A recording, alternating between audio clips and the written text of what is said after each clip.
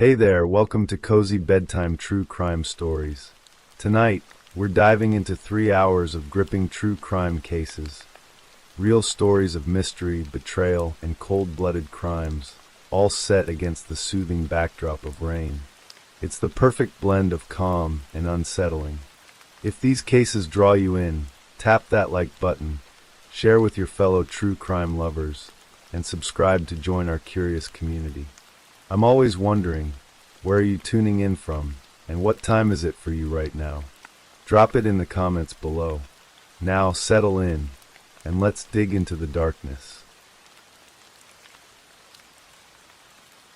Story 1. The autumn of 2023 was painting Shepherdsville, Kentucky, in hues of amber and gold, a picturesque backdrop for a life that, from the outside, seemed to be piecing itself back together. In a modest house on Bentwood Drive lived Tiffany Lucas, a 32-year-old mother, and her 2 sons, 9-year-old Jaden Howard and 6-year-old Maurice Baker Jr. To the world of social media, Tiffany was a doting mother. Her Facebook profile was a gallery of smiling faces, a testament to a love that seemed all-encompassing. Just a week before the world would come to know their names for the most tragic of reasons, a Halloween photo captured the trio in costume, happy and full of life. "Happy Halloween from us to you," Tiffany had written. "May the force be with you." In May, another photo of her and her boys was captioned, "My lifeline, my heartbeat, my everything." These were the images she presented to the world, a curated reality of maternal devotion. But behind the digital curtain, a different story was unfolding, one of chaos, fear, and a mind teetering on the edge of a precipice. The house on Bentwood Drive was not the happy home portrayed online. It was a rental property in disarray, with eviction notices piling up, a physical manifestation of the turmoil in Tiffany's life. She was a woman haunted by a past of drug addiction, a battle she had fought and seemingly won on multiple occasions, only to find herself ensnared again. She had a prior drug arrest in 2018, to which she had pled guilty and served 30 days in jail. After that, she had managed to stay out of trouble, at least officially. Tiffany had dreams of a different life. In 2016, she had opened a small business, Tiff's One-Stop Shop, a convenience store where she cooked and sold hot food. She had even been interviewed by the local news station, full of hope for her new venture. But the business had failed, closing its doors not long after it opened, another dream deferred. Now, in the fall of 2023, Tiffany was trying to get clean again. She had a new job at a law firm, earning a respectable wage, and with it, a renewed sense of hope for a fresh start with her boys. She decided to wean herself off opioids, the drugs that had held her captive for years. She had done it before. When she was pregnant with Jaden, and again with Maurice, she had quit cold turkey, and both boys were born healthy, free from the grip of her addiction. In 2018, she had lost custody of her children, but she worked a program, got clean, and got them back. This time, she was determined to do it for good. She was tired of hiding her addiction from her children, taking just enough to stave off the sickness. So, she began to reduce her dosage, little by little, until about 10 days before the tragedy, she stopped completely. But this time, something was different. As the drugs left her system, a darkness began to creep into her mind, a psychosis that would twist her reality into a terrifying landscape of delusion and paranoia. It started subtly, a flicker of fear here, a paranoid thought there. Then it grew, consuming her, until she was no longer the woman her family and friends knew. She became convinced that she and her sons were the targets of a powerful, shadowy conspiracy. This group, she believed, was stalking them, with the intention of abducting, torturing, and murdering them. Her behavior grew increasingly erratic. On November 5th, she visited her aunt and grandmother, her mind already in the grip of delusion. She told them she had been followed by the police on her way to their house. She claimed she had to throw her cell phone and her children's video game console out of the car window because they were being bugged, monitored by the unseen forces that were closing in on them. During the visit, she pointed to a tree, insisting she could see scripture written in the bark. When her family couldn't see it, she grew frustrated. Later on the drive home, she saw angels and scripture in the sky, taking over 40 photos of the blank sky and sending them to her family, a desperate attempt to make them see what she saw. The next day, her grandmother received a text from an unknown number. "It's Tiff. Call 911-inch." Tiffany had run into a Family Dollar, telling the clerk that someone was chasing her, that she was afraid for her life, and that she needed to use the phone. She reached out to her neighbor, asking her to pray with her, her soul crying out for help from a place of deep and terrifying confusion. The day before the tragedy, Tiffany was at a Waffle House with her sons. A video from the restaurant shows her suddenly jumping up from the counter and wrapping her arms around Maurice. She later told a forensic psychiatrist, Dr. Philip Resnick, that she had heard a stranger in the Waffle House say her son's full name out loud. In her fractured reality, this was a confirmation of her deepest fears. The stranger must be part of the conspiracy. She knew her son's name. They were getting closer. Her family and friends saw that something was wrong.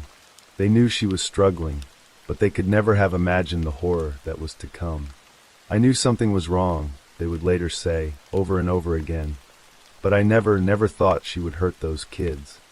The morning of November 8th, 2023, dawned with a palpable sense of dread in the little house on Bentwood Drive. Tiffany's mind was a storm of fear and paranoia. An Amber Alert flashed on her phone. To anyone else, it was a routine notification. To Tiffany, it was a sign. The day before, at the Waffle House, the waitress who had taken her order had a name tag that read Amber. In Tiffany's delusional state, this was no coincidence. The Amber Alert was for her and her children. The faceless enemies she had been running from were on their way. She saw a police van in the neighborhood, another confirmation that the conspiracy was closing in. She kept Jaden and Maurice home from school that day, a desperate attempt to keep them safe, to keep them together. The house, once a home, had become a fortress, and Tiffany its terrified guardian. Then she heard sirens in the distance. In her broken mind, the sirens were not for a distant emergency. They were for her. They were coming to her door. She was out of time. The neighbor's Ring doorbell camera would later reveal the sounds that shattered the morning's quiet. For gunshots, fired within 30 seconds of each other. In the bedroom, Tiffany Lucas, the mother who had once called her sons her lifeline, my heartbeat, my everything, shot both of her children in the head. She would later tell Dr. Resnick that she did it to ensure they died as quickly and painlessly as possible, a twisted act of mercy to save them from the horrific fate she believed awaited them. After she shot her sons, she turned the gun on herself. But the gun jammed. Her hands bore the marks of her desperate attempts to clear the jam, to follow her children into the silence. She was so lost in her delusion that she didn't understand the malfunction. She even told the police she had shot herself in the head, unable to distinguish between her intention and the reality of the jammed weapon. When she realized she was still alive, her broken mind couldn't formulate a new plan. She did the only thing she could think of. She stumbled out of the house, out of the room where her children lay dying, and into the cool morning air. A neighbor, pulling into his driveway, saw her walking down the steps of her porch. "My kids are dying," she told him, before collapsing in his driveway. The neighbor ran into the house, into a scene of unimaginable horror, and called 911. When Bullitt County Sheriff's Detective Richard Beal arrived at 2113 Bentwood Drive, he found a scene of chaos and despair. One of the boys was already in an ambulance, the other was in the living room, where EMS and fire personnel were desperately trying to save him. Both Jaden and Maurice had been shot in the head. They were alive when they were transported to Norton Children's Hospital in Louisville, but their injuries were unsurvivable. They passed away at the hospital, their young lives extinguished in an act of violence that defied comprehension. Tiffany Lucas was lying in her neighbor's driveway when the police arrived. She was taken into custody and interviewed. Her initial statements were a confusing mix of denial, remorse, and bizarre explanations. She claimed the shooting was an accident. She said someone had given her the gun. She was in such a bad spot, she told the detective, and was so stupid. She insisted she, would never do anything like this unless someone manipulated her. She claimed she had been manipulated through Facebook, through the internet, or through Wi-Fi into doing what she did. A gun was found on the bed in the room where the boys were shot. A gunshot residue test performed on Tiffany came back positive. Particles characteristic of gunshot residue from a discharged firearm were found on her hands. There was no doubt that she was the one who had pulled the trigger. Tiffany Lucas was arrested and charged with 2 counts of murder. A Bullitt County judge set her bond at $2 million, deeming her a danger to others. The news of the boys' deaths sent shockwaves through the community. Family members were heartbroken and bewildered. They had seen Tiffany's struggles, and some had even tried to intervene, calling Child Protective Services with their concerns over the years. But their calls for help had seemingly fallen on deaf ears, and now their worst fears had been realized in the most horrific way imaginable. Vigils were held for Jaden and Maurice, their small, smiling faces now a symbol of a community's shared grief. The legal battle that followed was a search for an explanation, a reason for an act that seemed to defy all reason.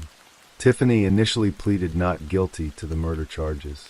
Her defense team began to build a case around her mental state, preparing to argue that she was not criminally responsible for her actions due to insanity. They enlisted the help of Dr. Philip Resnick, a renowned forensic psychiatrist and an expert on filicide, the act of a parent killing their own child. Dr. Resnick evaluated Tiffany just 8 days after the shooting, while she was still in the throes of her psychotic episode. He also interviewed her family members and reviewed the extensive materials from the police investigation. Dr. Resnick's findings painted a picture of a mind in freefall. He concluded that Tiffany had been experiencing 2 powerful and co-occurring delusions in the days leading up to the shooting. The first was a delusion of grandeur. She believed that God was speaking to her, that she had been chosen for a higher purpose. The second was a persecutory delusion, a deep-seated belief that she and her sons were being hunted by a sinister group that intended to harm them in the most terrible ways imaginable. Dr. Resnick explained that a person in such a psychotic state cannot distinguish between these delusions and reality. The things she believed were as real to her as the world around her. The defense argued that Tiffany's psychosis was brought on by a rare side effect of opioid withdrawal.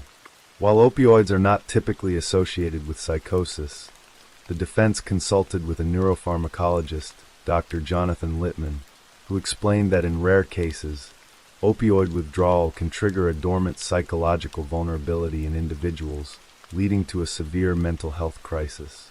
Tiffany's attempt to get clean, to create a better life for her children, had, in a cruel twist of fate, driven her into a psychotic event that ended in their deaths. The family of the boys, however, did not accept the insanity defense.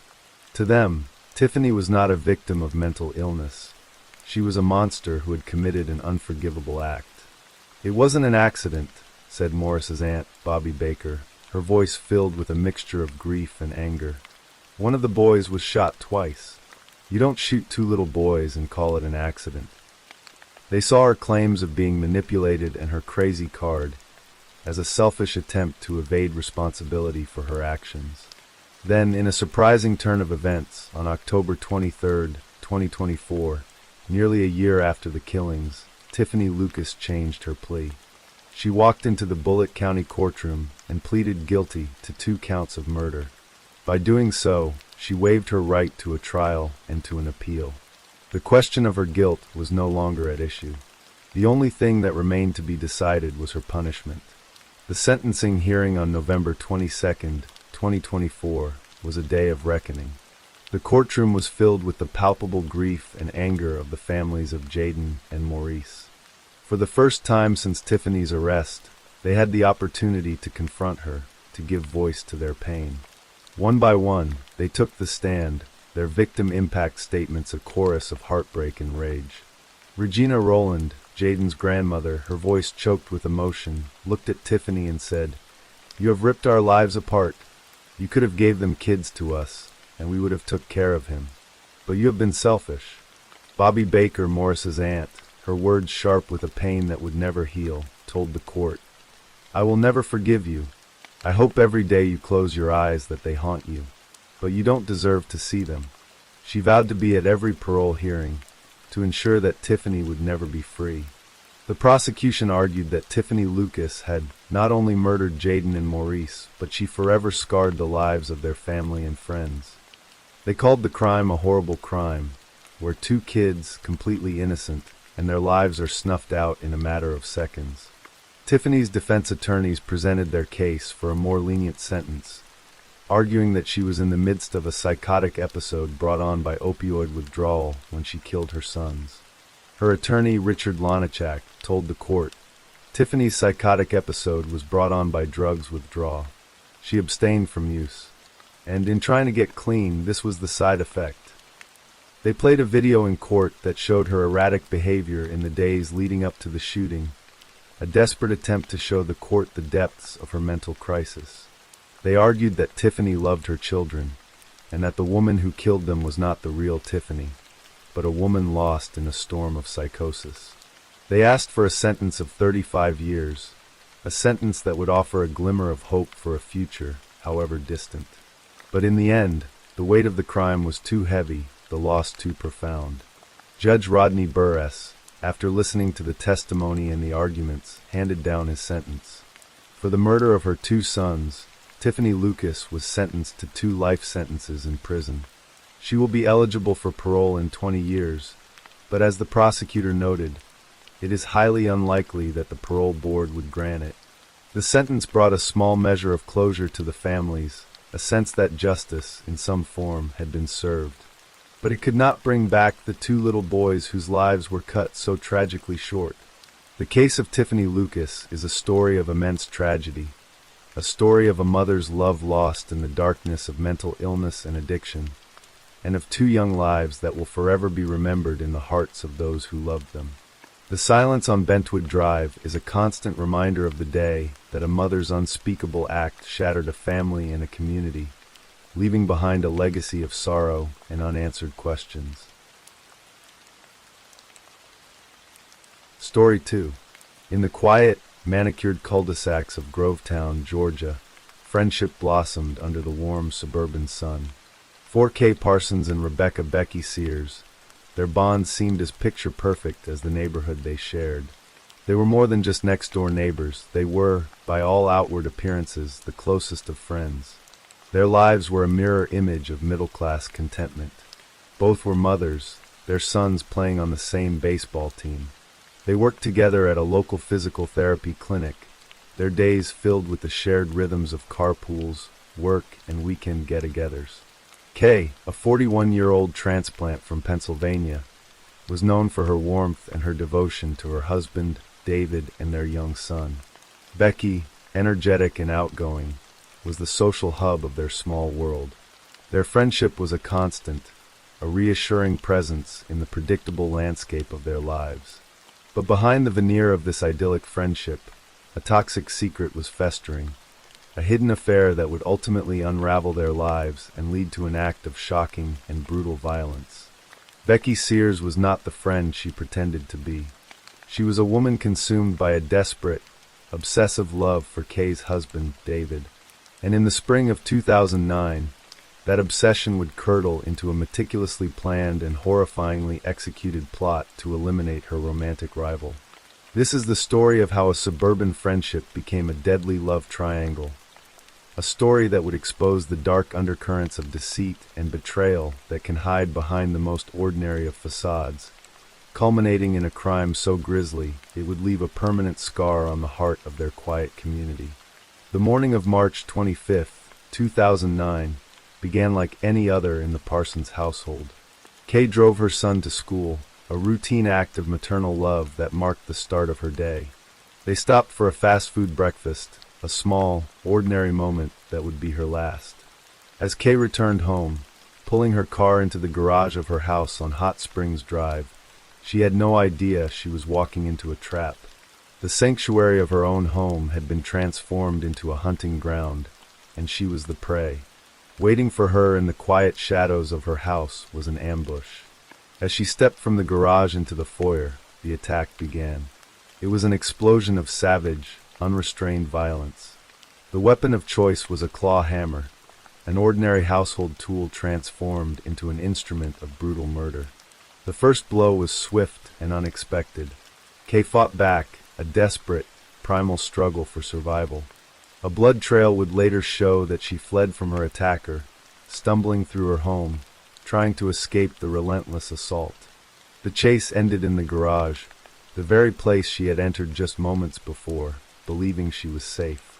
It was there that the killer, his rage seemingly boundless, picked up a second weapon, a baseball bat.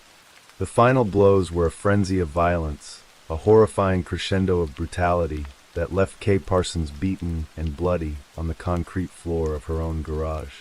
At 8:45 a.m., a handyman arrived at the house to do some scheduled work. He knocked on the front door, but there was no answer. A sense of unease led him around to the garage, and there, he made the horrifying discovery. Kay Parsons was lying in a pool of her own blood, barely breathing, clinging to life by the thinnest of threads. He immediately called 911. While paramedics rushed to the scene, working frantically to save a life that was already slipping away, investigators from the Columbia County Sheriff's Office began to piece together the first fragments of the puzzle. The back door of the house had been smashed in, the broken glass a clear sign of forced entry. But something was wrong. This did not have the feel of a typical burglary. The level of violence was extreme, personal. And then a strange and confounding discovery. The house next door, the home of Kay's best friend, Becky Sears, had also been burglarized. This second break-in, so close to the scene of a violent crime, struck investigators as bizarre. Most criminals would flee after such a brutal attack, not linger to commit another crime just a few feet away. As detectives canvassed the neighborhood, their attention was drawn to Becky Sears' 20-year-old son, Michael. He had a criminal history, a prior conviction for burglary. A neighbor reported seeing him sitting on a boulder across the street from both houses around the time of the attack. And then, the first piece of hard evidence. An investigator noticed a shard of glass embedded in the sole of Michael's shoe. It was a perfect match to the glass from the Parsons' broken back door. Michael denied everything, but the evidence was compelling. He was taken into custody, a prime suspect in a crime that was about to become a murder. At the hospital, doctors fought to save Kay Parsons, but her injuries were too severe. She was declared brain dead.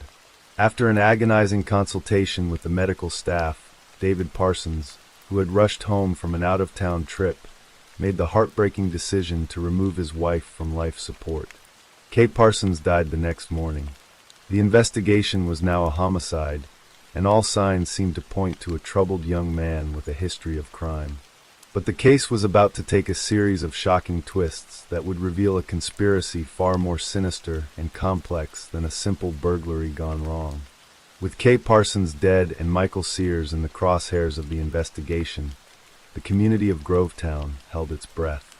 It seemed like a straightforward, if tragic, case. But Becky Sears, the grieving best friend, was about to add a dramatic and terrifying new chapter to the story. 2 days after the murder, on March 27th, Becky made a frantic 911 call from her workplace, the Healing Hands Physical Therapy Center. She had been shot.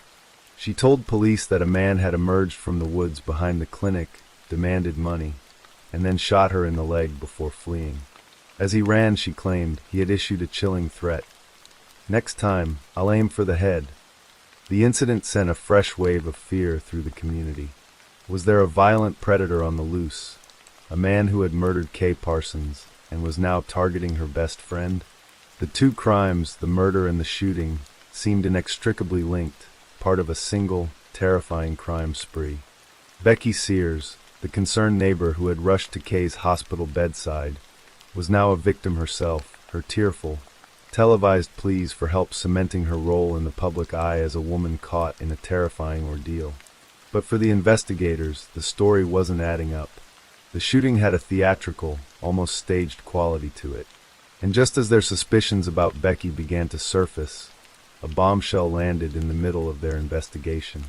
It came from the most unlikely of sources, a local jail. Jerry Jacobs, Becky's own brother, who was incarcerated on unrelated charges, contacted the police. He had seen the news reports, and he had a story to tell, a story that would blow the case wide open. In a formal interview with detectives, Jerry dropped a series of stunning revelations. The friendship between Becky and Kay, he said, was a sham. The two women were not friends, they were rivals. And the source of their rivalry was a man, Kay's husband, David Parsons. Jerry claimed that his sister, Becky, had been carrying on a secret, passionate affair with David. He told them that Becky was deeply in love with David and harbored a deep-seated resentment toward Kay. According to Jerry, Becky had even expressed a desire to see Kay dead, telling her other son, Michael, that she wished she knew someone who would kill someone for her.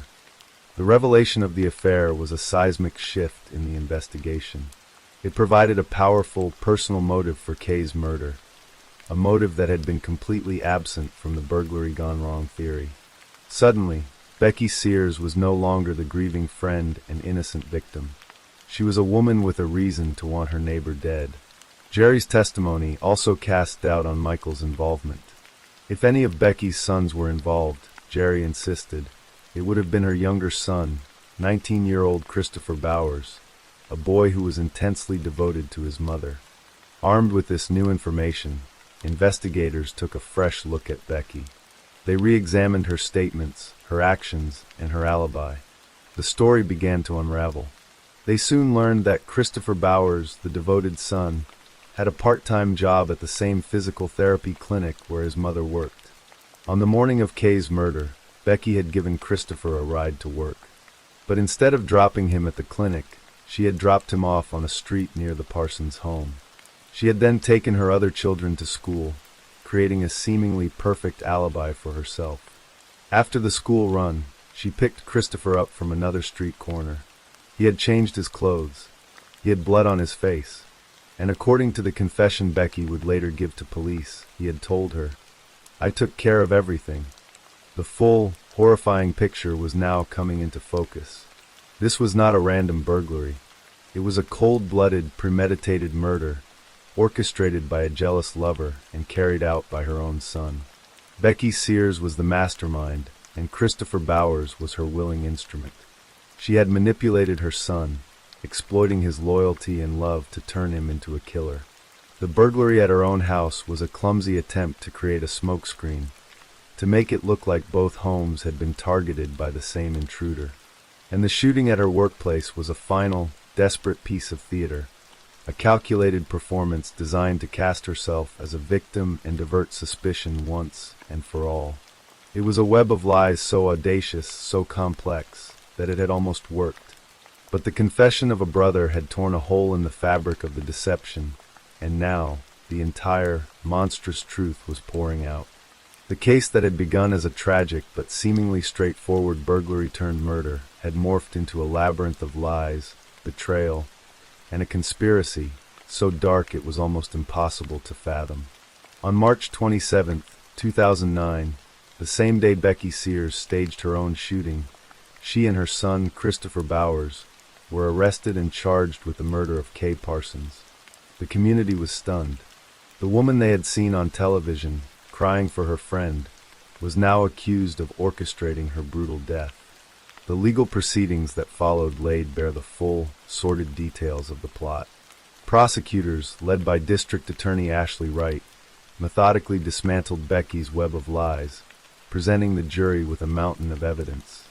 There was the testimony of her brother, Jerry Jacobs, and her other son, Michael, both of whom confirmed the existence of the affair with David Parsons and Becky's expressed desire to see Kay dead.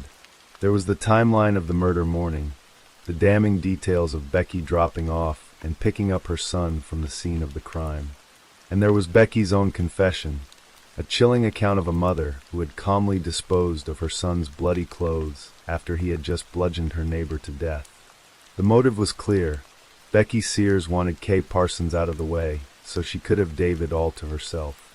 She was a woman so consumed by her obsession that she was willing to murder for it. And she was a mother so manipulative that she was willing to turn her own child into a killer to achieve her goal. She was, as prosecutors described her, the mastermind of the entire horrific affair. Christopher Bowers, the 19-year-old boy who had wielded the hammer and the bat, was portrayed as a pawn in his mother's deadly game. He was a young man so completely under his mother's spell that he was willing to commit an act of unimaginable violence to please her. His loyalty, a quality that should have been a virtue, had been twisted into a murderous weapon. Faced with the overwhelming evidence and the prospect of the death penalty, Becky Sears and Christopher Bowers ultimately chose to avoid a trial. In May of 2012, 3 years after the murder, they both pleaded guilty. In a courtroom packed with the grieving friends and family of Kay Parsons, Superior Court Judge Cheryl B. Jolly handed down their sentences. For their roles in one of the most grisly murders the region had ever seen, both mother and son were sentenced to life in prison without the possibility of parole. They also received consecutive life sentences for armed robbery and an additional 20 years for burglary. District Attorney Ashley Wright, speaking after the hearing, acknowledged the brutal nature of the crime. "It is, quite frankly, one of the grisliest murders I have ever seen," she said. The plea deals, she explained, spared the Parsons family the additional trauma of a long and painful trial. The story of Kay Parsons' murder is a chilling cautionary tale about the destructive power of obsession and the dark secrets that can fester behind the closed doors of suburbia. It is a story of a friendship that was a lie, a love that was a betrayal, and a maternal bond that was twisted into a murderous pact. Kay Parsons, a woman known for her kindness and her love for her family, had the great misfortune of living next door to a woman who wanted her life. And in the end, that woman took it, leaving a trail of devastation and a community forever changed by the knowledge that the most dangerous monsters are often the ones who wear the most convincing masks. Story 3. The light in Lancaster, California, has a harsh, clarifying quality. It pours over the flat expanse of the Antelope Valley, baking the suburban tracks and strip malls under a vast, indifferent sky. For Sheila Cabrera, this was the light of the American dream, a dream she had chased all the way from her native Peru. She and her husband, Josimar, had come to this sun-scorched corner of Los Angeles County seeking a better life, a future for their 3 young sons that was wider and more promising than the one they had left behind. From the outside, they seemed to have found it. They had a home in an apartment complex on Lancaster Boulevard, a place where their children's laughter should have filled the small rooms. Sheila, at 33, was a woman of quiet strength and deep devotion to her boys. Josimar, 36, worked to provide for his family. They were, by all outward appearances, just another immigrant family striving to build a life on the foundation of hard work and hope. But behind the closed door of their apartment, the California light could not penetrate the darkness that had taken root. The dream had soured, curdling into a nightmare of control and fear. The love that had once brought them together across continents had become a cage, and Josimar was its keeper. Friends and family knew the truth. They saw the bruises that makeup couldn't always hide, and heard the tremor in Sheila's voice when she spoke of her husband. Helga Rosillo, Sheila's mother, thousands of miles away in Peru, felt the chill of her daughter's fear through the phone lines. Sheila confessed that Josimar's love was a punishing force, his hands a source of pain, his words a constant stream of abuse that chipped away at her soul. He was not just a husband. He was a tyrant who mistreated not only her but also their youngest son, a 3-year-old boy who was too small to understand the rage directed at him. For years, Sheila endured it. She stayed for her children, the 3 bright points of light in her darkening world. She held on to the hope that things might change, that the man she had once loved would reappear from behind the monster he had become. But by the summer of 2025, the hope had withered. The abuse had become unbearable, the fear for her and her children's safety a constant, suffocating weight. She realized that staying was no longer an act of maternal sacrifice. It was a risk she could no longer afford to take. On August 9th, a Friday, she made a decision that felt both terrifying and liberating. She called her mother, her voice a mixture of resolve and trepidation. She told Helga she was done. The dream was over. She was going to leave Josimar. But she wasn't just going to run. She was going to fight back. She planned to file a criminal report, to finally give a name and a voice to the secret suffering she had endured for so long. She was going to take her children and build a new life, a life free from the shadow of his anger. It was a declaration of independence, a final, desperate bid for freedom. But in the twisted logic of an abuser, a wife's departure is not an ending. It is the ultimate act of defiance. For a man like Josimar Cabrera, who demanded absolute control, Sheila's decision was not a plea for peace, but a declaration of war. He had built his world on the foundation of her fear, and she had just threatened to tear it all down. As Sheila hung up the phone, a fragile sense of hope blooming in her chest, she had no way of knowing that she had just signed her own death warrant. The final argument was coming, and it would be the last one she would ever have. The following day, August 10th, the simmering tension in the apartment on Lancaster Boulevard finally boiled over. The exact words spoken between Sheila and Josimar that day are lost to the silence of death, but the catalyst for the explosion was clear. Sheila, summoning a courage she didn't know she possessed, told her husband she was leaving him. She asked for a divorce. The words, for Josimar, were like a lit match to a fuse. They were the confirmation of his greatest fear. He was losing control. The woman he viewed as his possession was threatening to walk away, to take his children, to expose him to the world for the monster he was. In that moment, according to friends who had long feared this day, he snapped. The rage that had been a constant, low-level hum in their lives erupted into a storm of violence. The argument escalated, the confines of the apartment becoming an arena for a final, brutal struggle. Josimar, his authority challenged, his world crumbling, allegedly reached for a knife. The details of what happened next are a horrific tapestry of violence known only to the killer and the cold, unfeeling evidence he would leave behind. Prosecutors would later allege that he used the knife as a deadly weapon, stabbing his wife repeatedly in a frenzy of rage. There were wounds to the front of her body and to the back, a testament to a savage, personal attack that went far beyond a single fatal blow. It was an act of ultimate possession. If he couldn't have her, no one would. He had silenced her voice, extinguished her defiance, and in the blood-soaked quiet of their apartment, he had reasserted his control in the most absolute and horrifying way imaginable. Sheila Cabrera, the mother, the daughter, the woman who had dreamed of a better life, lay dead on the floor of her own home. Her 3 young sons, the very reason she had fought to live, were now motherless, their lives forever fractured by the violence that had just unfolded in the next room. The dream was not just over, it had been murdered. And for Josimar Cabrera, the next task was to bury it. In the dead of night, as the city of Lancaster slept, a shadow moved through the quiet corridors of the apartment complex on Lancaster Boulevard. It was 4 a.m. on August 10th. The world was still and dark, a perfect canvas for a monstrous secret. A neighbor's doorbell camera, a small, unblinking eye, captured the scene with a chilling, dispassionate clarity. The footage shows a man, identified by authorities as Josimar Cabrera, engaged in a grim and arduous task. He is seen struggling with a large, bulky object, a formless shape wrapped in what looks like a blanket or drapes. It is the body of his wife, Sheila. He heaves the dead weight, his movements a grotesque parody of a man moving furniture. The object is heavy, awkward.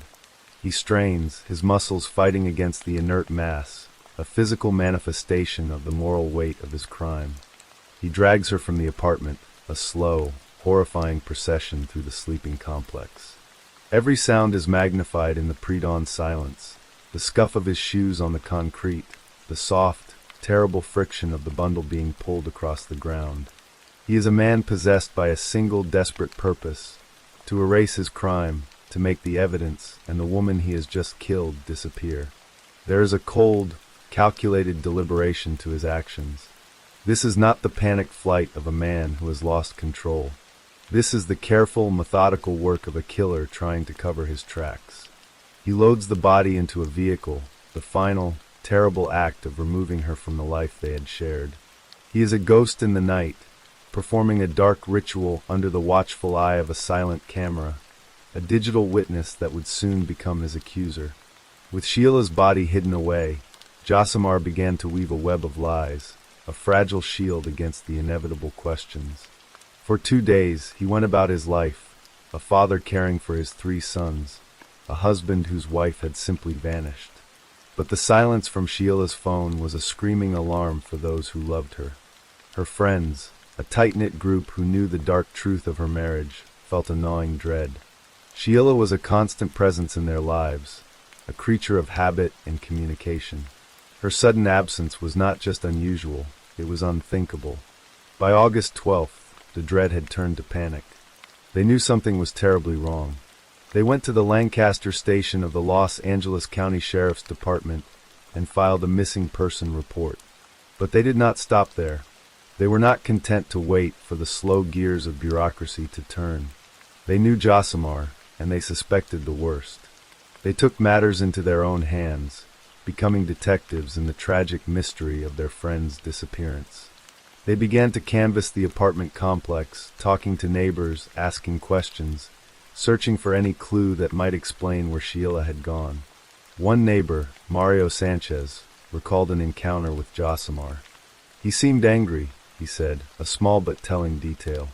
The friends, driven by a desperate need for answers, thought to check the surveillance systems in the complex.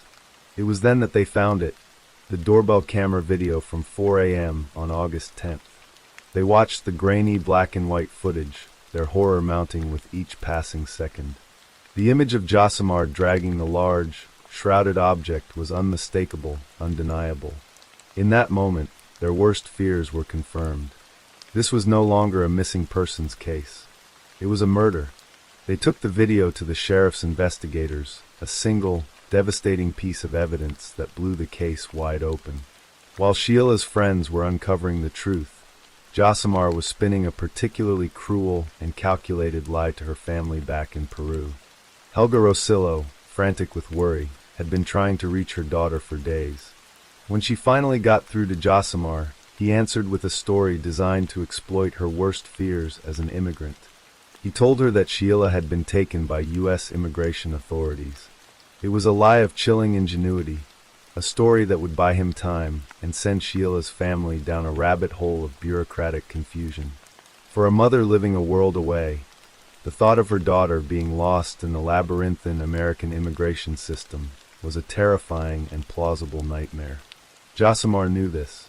He was using her love and her fear as a weapon, a final, sadistic twist of the knife. But his time was running out. The discovery of the video had set the police on his trail. Foul play was now suspected, and Josimar Cabrera was the prime suspect. As the investigation intensified, he knew he could not stay. He made his final, desperate move. He took his 3 sons, the last living pieces of the family he had destroyed, and he fled. The escape was a frantic, cross-border dash for freedom. Josimar Cabrera, with his 3 young sons in tow, became a fugitive. He left Lancaster, driving south, his destination his native Peru, a country where he perhaps believed he could find refuge. He crossed the border into Mexico, and then continued his journey south, a father and his 3 sons on a trip that was not a vacation, but a flight from justice. His journey was not without incident. In a frustrating twist of fate that would later infuriate investigators, Josimar was briefly detained twice, once in Mexico and once in Peru. Authorities in both countries had been alerted, but the legal machinery had not yet caught up. At the time of his detentions, he had not been formally charged with a crime in the United States. He was a person of interest, a man connected to a suspicious disappearance, but there was no warrant for his arrest. The police had no legal grounds to hold him. They had to let him go. It was a maddening near miss, a case of the suspect being one step ahead of the law. He had slipped through their fingers. Back in Los Angeles, the investigation was now a race against time. While homicide detectives worked to build their case, a massive search operation was launched in the vast, rugged wilderness of the Angeles National Forest. This was the logical place to look. It was a sprawling, sparsely populated area, a place where a person or a body could easily disappear. The Montrose Search and Rescue Team, a group of highly skilled volunteers accustomed to searching for lost hikers, was now tasked with a much grimmer mission. They combed the canyons and ravines, their eyes scanning the landscape for any sign of disturbance, any clue that might lead them to Sheila. They knew what they were looking for. They had seen the video. They were searching for a bundle, a piece of material that matched the one seen being dragged from the apartment complex. On August 16th, 6 days after Sheila was killed, a search team member spotted something over the side of an embankment.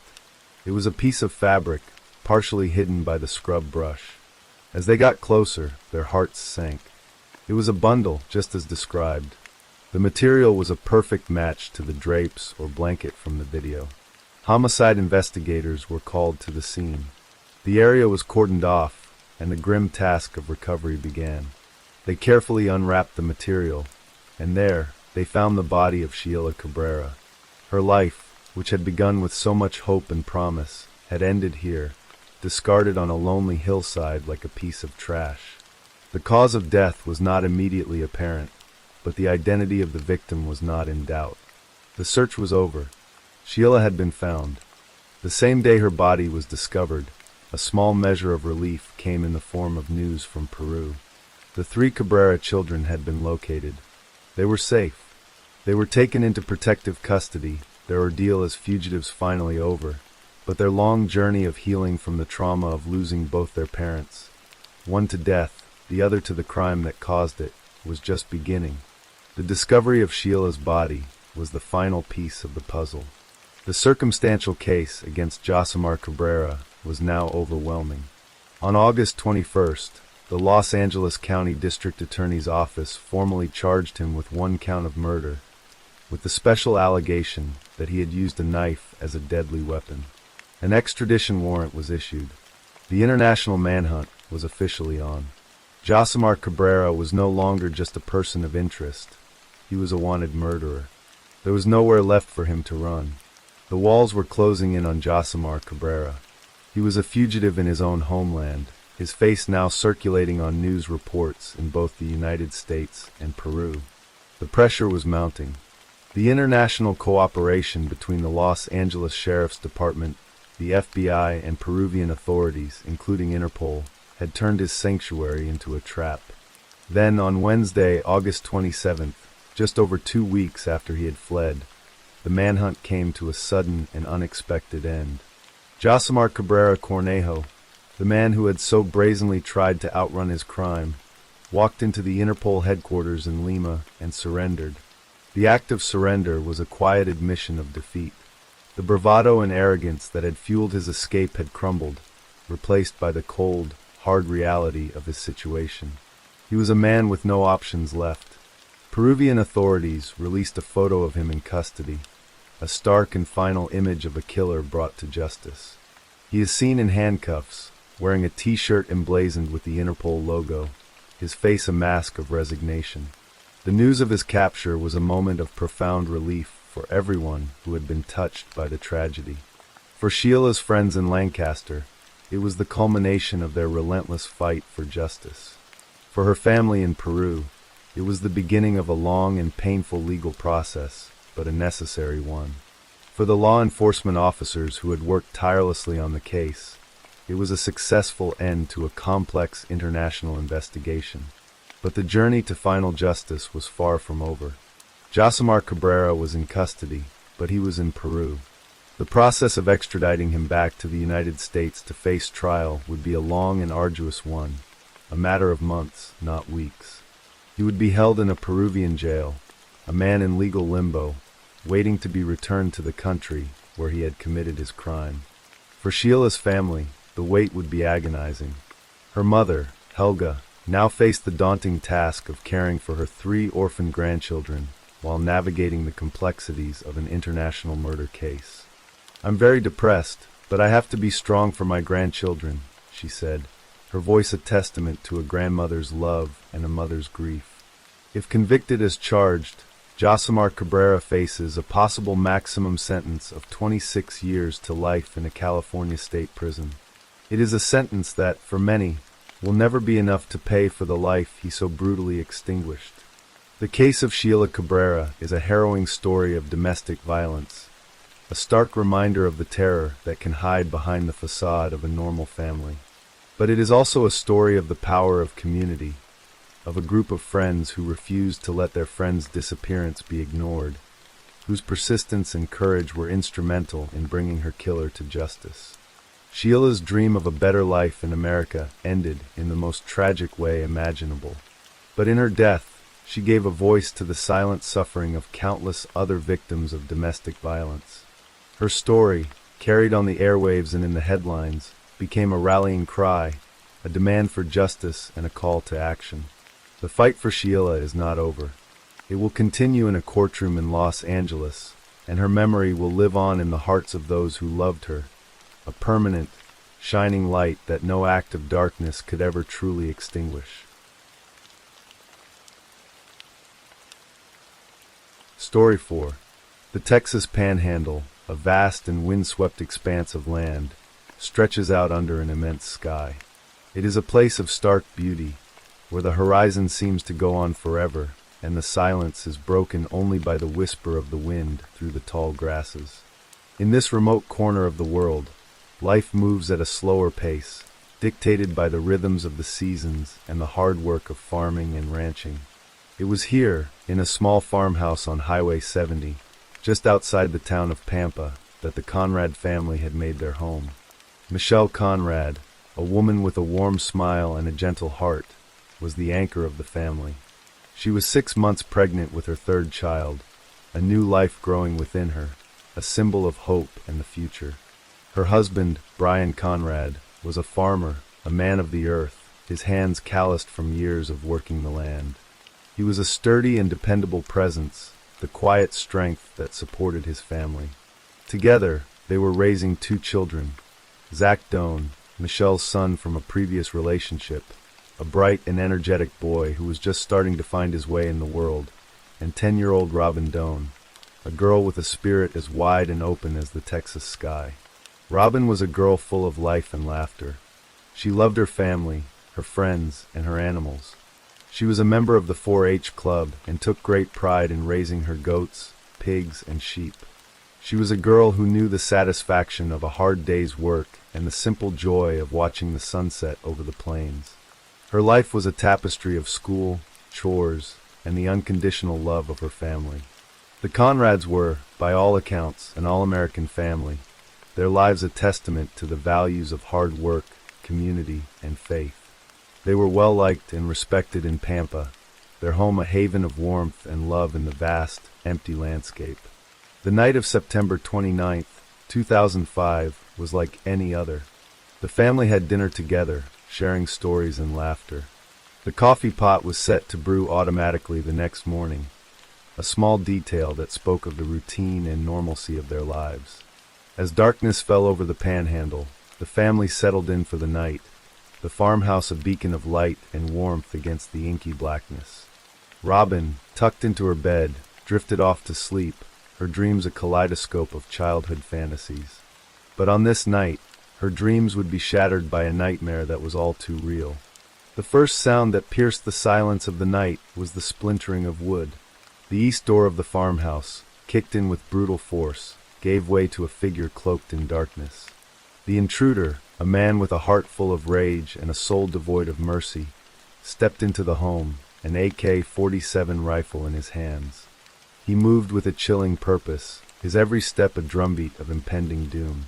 Robin was jolted from her sleep by the sound of gunshots, a series of sharp, deafening cracks that echoed through the small farmhouse. At first, she thought it was part of her dream, a lingering echo of a nightmare. But then she heard her mother's screams, a sound of pure terror that cut through the night and chilled her to the bone. The screams were followed by more gunshots, a relentless barrage of violence that seemed to go on forever. Fear, cold and sharp, seized Robin's heart. She scrambled out of bed and crouched by her door, her small body trembling. She could hear footsteps, heavy and deliberate, stomping through the house. The footsteps grew closer, and Robin knew, with a certainty that defied her young age, that the intruder was coming for her. In a desperate act of self-preservation, she leaped back into her bed and pulled the covers up to her chin, her body frozen in terror. The door to her room creaked open, and a dark figure loomed in the doorway. Robin squeezed her eyes shut, her heart pounding in her chest like a trapped bird. She heard the click of the rifle, and then the deafening roar of 2 gunshots. A searing pain shot through her left leg and arm as a bullet grazed her skin. The other bullet missed her, striking a plastic drawer by her bedside with a loud crack. Robin lay perfectly still, her breath caught in her throat. She played dead, a desperate gamble for her life. The intruder, believing he had killed everyone in the house, turned and walked away. Robin heard him move to her brother's room, and then the sickening sound of more gunshots. She heard her brother, Zach, moan, a sound that would haunt her for the rest of her life. For 2.5 hours, Robin lay in her bed, a silent witness to the carnage that had unfolded in her home. The silence that followed the gunshots was more terrifying than the noise itself. It was a heavy, suffocating silence, filled with the ghosts of her family. Every creak of the house, every rustle of the wind outside, sent a fresh wave of terror through her. But as the hours ticked by, a new feeling began to emerge from the depths of her fear, a fierce, unyielding will to survive. She knew she couldn't stay in that bed forever. She had to do something. She had to get help. With a courage that belied her years, Robin slipped out of bed and crept through the darkened house. The scene that greeted her was a landscape of unimaginable horror. The bodies of her mother, her stepfather, and her brother lay where they had fallen, their lives brutally extinguished. Even the family dog, Molly, had not been spared. Tears streamed down Robin's face, but she pushed through her grief and terror. She knew she had to be strong. She was the only one left. She was the sole survivor. She found the phone and, with trembling fingers, dialed 911. 911, what is your emergency? The operator's voice was calm and steady, a beacon of hope in the darkness. Robin's voice was a small, frightened whisper. There was a shootout in my house, and I don't know who's dead, and I'm scared half to death. The operator, a woman named Sharon, listened with a growing sense of dread. She could hear the terror in the little girl's voice, the raw, unfiltered fear of a child who had witnessed something no one should ever have to see. Is there anybody else in the house with you? Sharon asked, her voice gentle but firm. No, I think I'm the only one alive, Robin replied, her voice breaking. I don't know, but I'm scared. I want my mom. The words hung in the air, a heartbreaking plea from a little girl who had lost everything. Sharon's heart ached for her, but she knew she had to stay focused. She had to get help to Robin as quickly as possible. Somebody's coming, honey, somebody's coming, she reassured her, her voice a lifeline in the darkness. For what felt like an eternity, Robin waited, the phone clutched in her hand. She was cold, so cold, the chill seeping into her bones. She huddled in a corner, her eyes scanning the darkness, her heart pounding with every sound. She told Sharon where she lived, her address a string of words that held the promise of salvation. It's on Highway 70. It's about 13.3 miles out from the bowling alley. I have a purple shirt on, I have purple pants on. The details were so precise, so clear, a testament to the remarkable composure of a 10-year-old girl who had just survived a massacre. Chad Brooks, a Texas state trooper, was the first to arrive at the scene. He had been a deputy sheriff and had seen his share of tragedy, but nothing could have prepared him for what he was about to encounter. As he turned down the long, dark driveway, he saw a small figure standing in the yard, a purple-clad child on the phone, her face streaked with tears. Robin ran straight to him, her small body collapsing into his arms. She clung to him, her sobs racking her frame. Chad held her tight, his heart breaking for this little girl who had been through so much. He told me everything was going to be okay, Robin would later recall. They were going to figure it out. Chad knew he couldn't let her go back into the house. He had to secure her, to keep her safe. He placed her in his patrol car and locked the doors, a small but necessary precaution in a situation that was still fraught with danger. As more law enforcement officers arrived, they began to clear the house, their guns drawn, their faces grim. The scene inside was a tableau of unspeakable violence. Brian Conrad had been shot 3 times, Michelle 6 times, and Zach 3 times. The family dog had been shot twice. There were bullet casings everywhere, a chilling testament to the ferocity of the attack. The investigators were baffled. The Conrads were a beloved family, with no known enemies. There were no signs of robbery, no obvious motive. It was a senseless, brutal crime that had shattered the peace of this quiet community. As the investigators worked the crime scene, Chad Brooks stayed with Robin. He knew he had to do something to distract her from the horror of what had happened. He asked her if there was anything he could do for her, and her response took him by surprise. "I want to feed my animals," she said, her voice small but determined. Chad, a man who had fed his share of animals, readily agreed. They walked to the corrals, and for a few precious moments, Robin was just a little girl again, her face lighting up as she talked about her goats and sheep. She even laughed at the large amount of alfalfa Chad tried to give her goats. But the moment was fleeting. As they left the corrals, the reality of the situation came crashing back down, and Robin's laughter was replaced by tears. She grabbed Chad's forearm, her small hand a desperate anchor in a world that had been turned upside down. "Mom and Brian aren't gonna walk out of there, are they?" she asked, her voice barely a whisper. The question hung in the air, a heartbreaking plea for a miracle that would not come.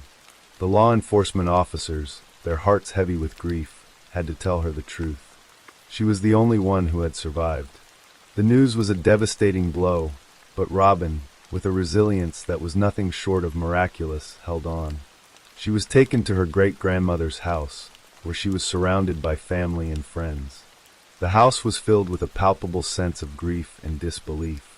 Everyone was crying, their voices raised in a chorus of pain and confusion. Robin, still in a state of shock, couldn't answer their questions. She was just a little girl, scared and alone, her world reduced to a single, terrifying question. Why? The next day, Robin was taken to the Bridge, a children's advocacy center, where she was interviewed by a trained professional. The interview was videotaped, a crucial piece of evidence in the investigation. Robin recounted the events of the previous night, her voice a mixture of fear and defiance.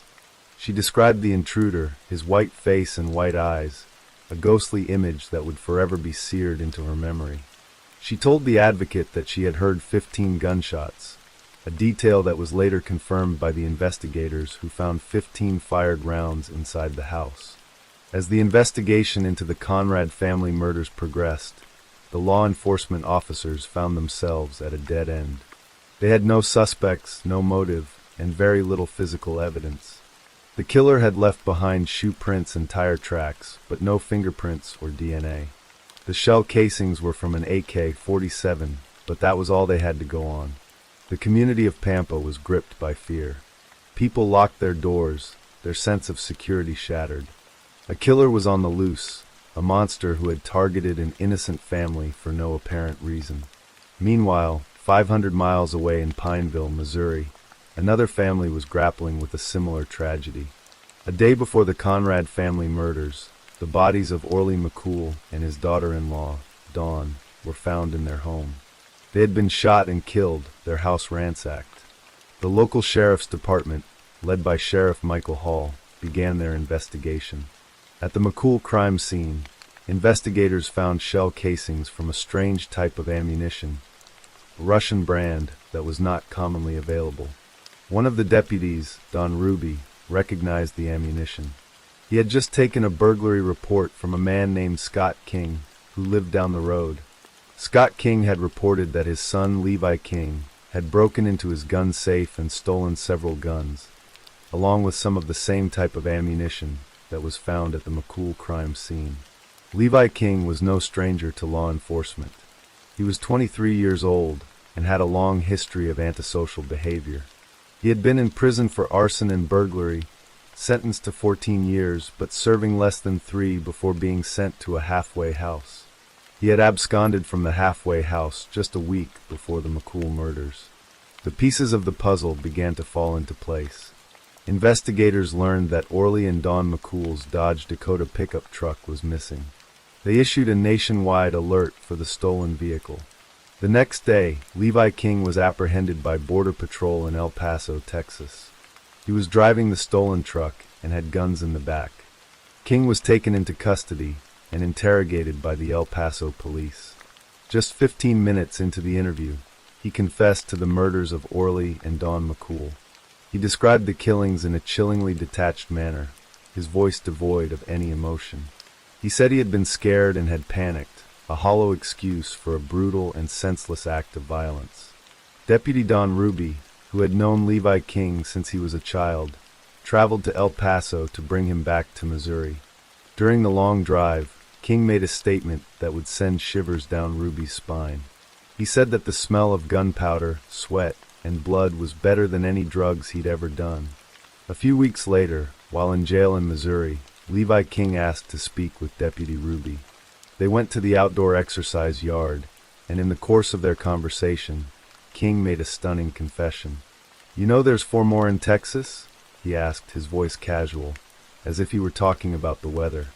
He described the location of the bodies, near a large cross in the Texas Panhandle.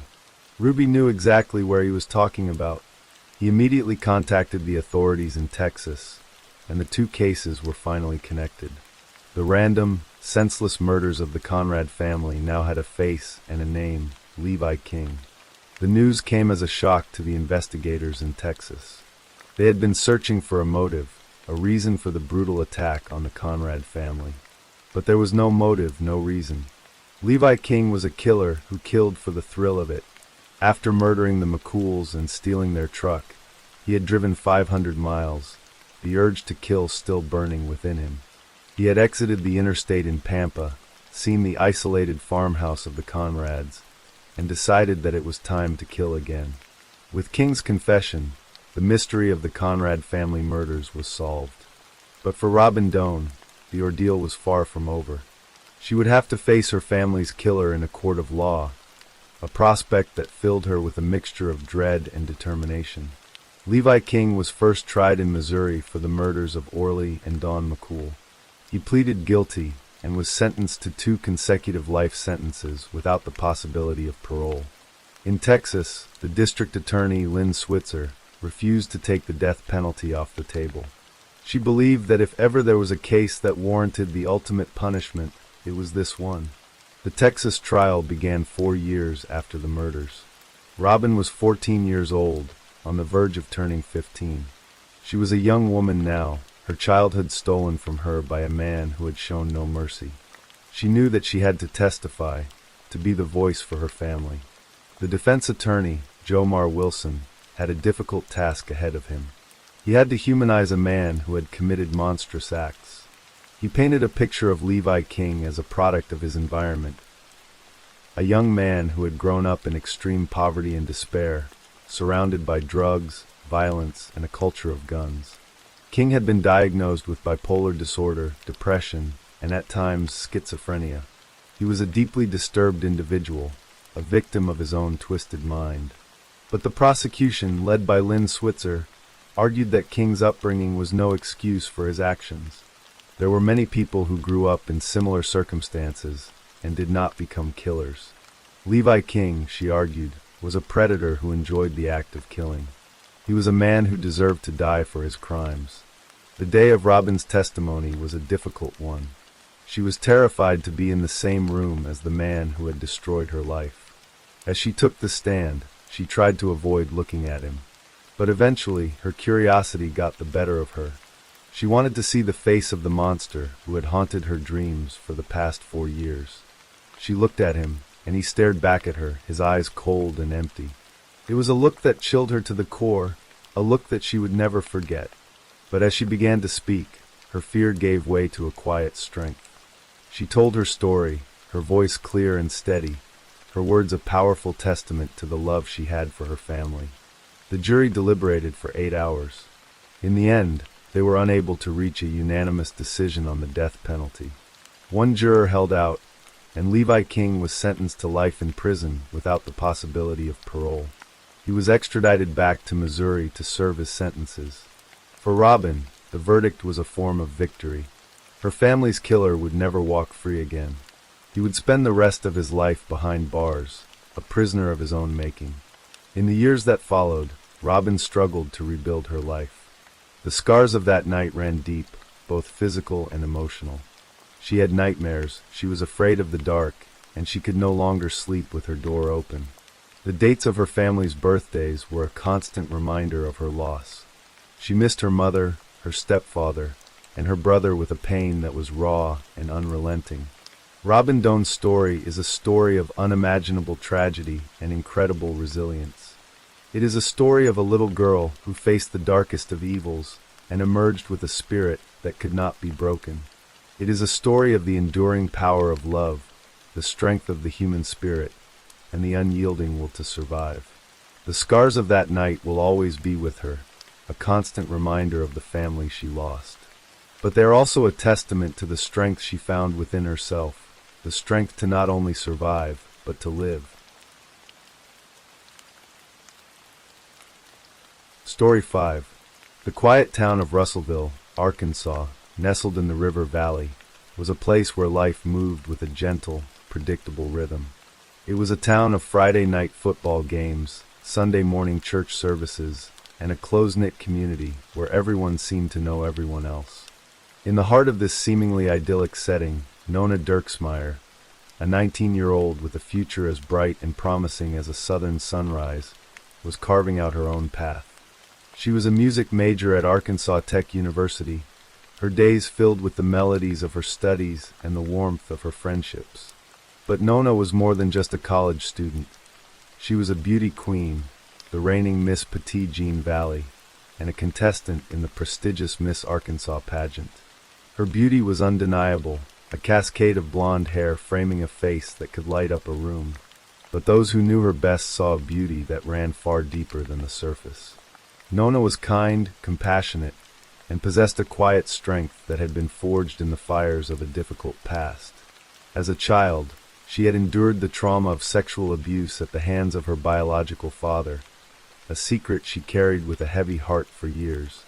Her father died when she was only 10, and it was only after his death that her mother, Carol, learned of the abuse. This painful chapter of her life, however, did not break her. Instead, it fueled a passion within her to become a voice for the voiceless. In her pageants, she made the prevention of child abuse her platform, a testament to her resilience and her desire to protect others from the pain she had known. Despite her outward success and poise on the pageant stage, Nona was, at her core, a shy soul. Kevin Jones, who helped her find her confidence. They were inseparable, a young couple whose love story was woven into the fabric of their small-town life.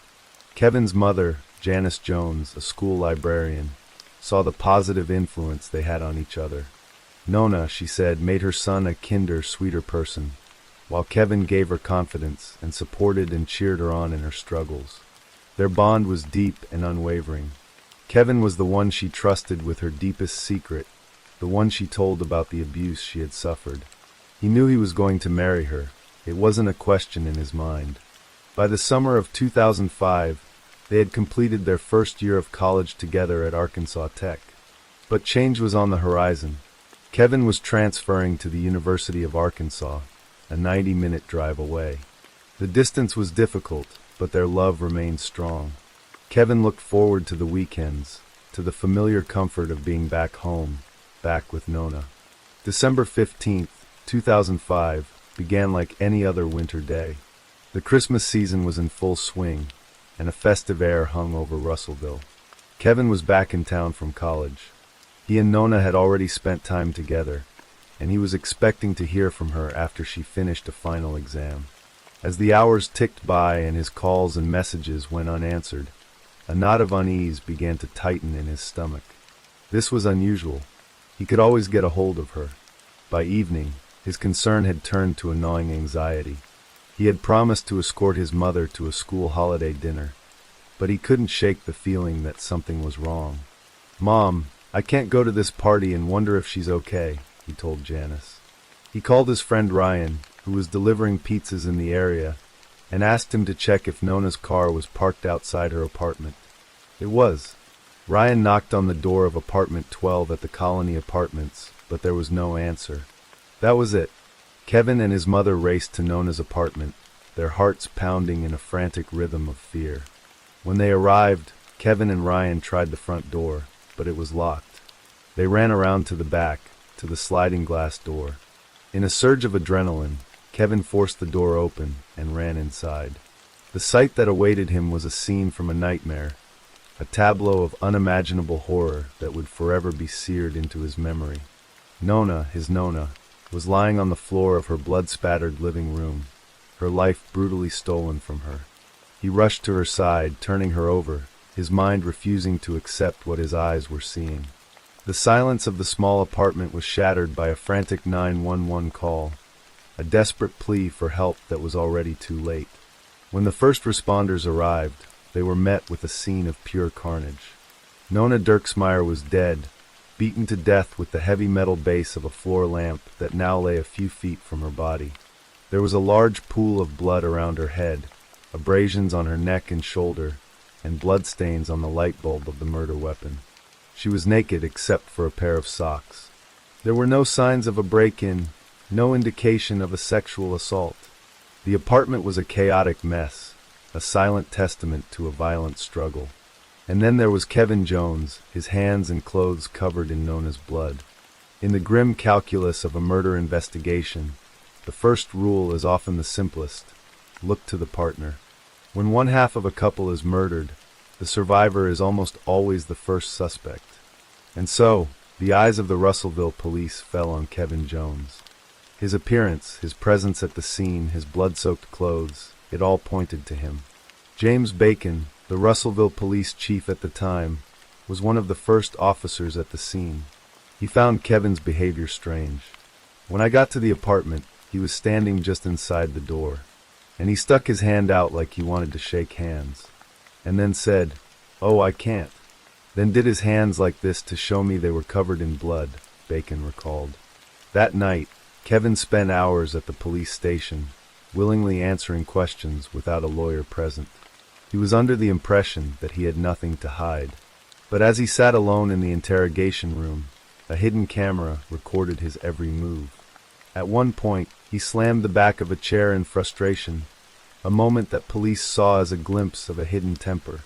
"It tells me that he does have the capability of striking somebody or striking something," Bacon later said. The police began to piece together their theory of the crime. They believed it started with a fight, a crime of passion. The medical examiner's report indicated blows to Nona's face consistent with a palm heel slap. They believed the killer had pulled out a knife but couldn't bring himself to use it, another sign, in their eyes, of a personal connection.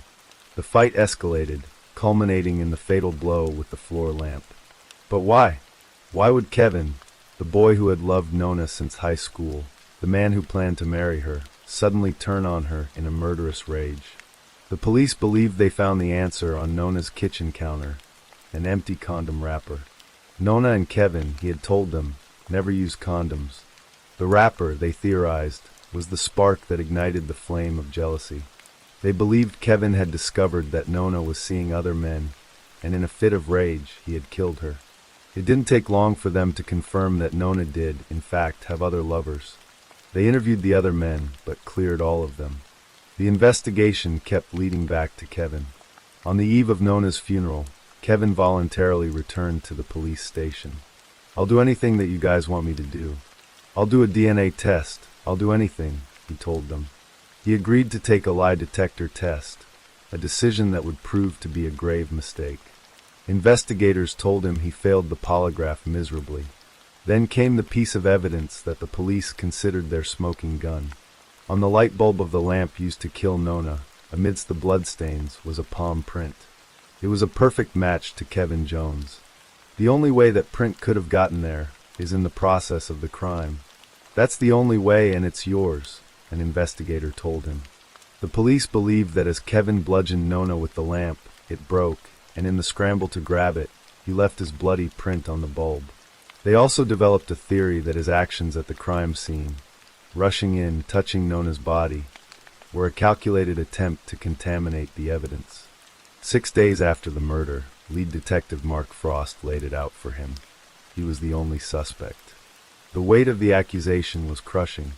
At first, I was scared and nervous, because it's the police. They have a lot of power, and they have the power to put someone in jail for the rest of their life if they want to. Kevin recalled. And then I thought, no, I didn't do this.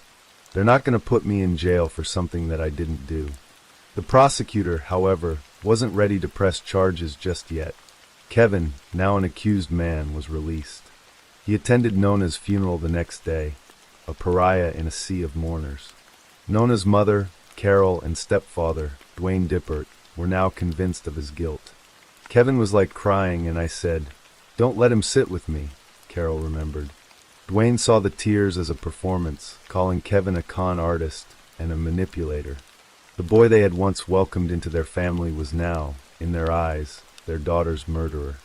On March 31st, 2006, more than 3 months after Nona's death, Kevin Jones was arrested and charged with her murder. The community of Russellville was firmly convinced of his guilt. 18 months after Nona's death, Kevin's trial began. Fearing he couldn't get a fair trial in Russellville, his defense team successfully petitioned for a change of venue to the nearby town of Ozark.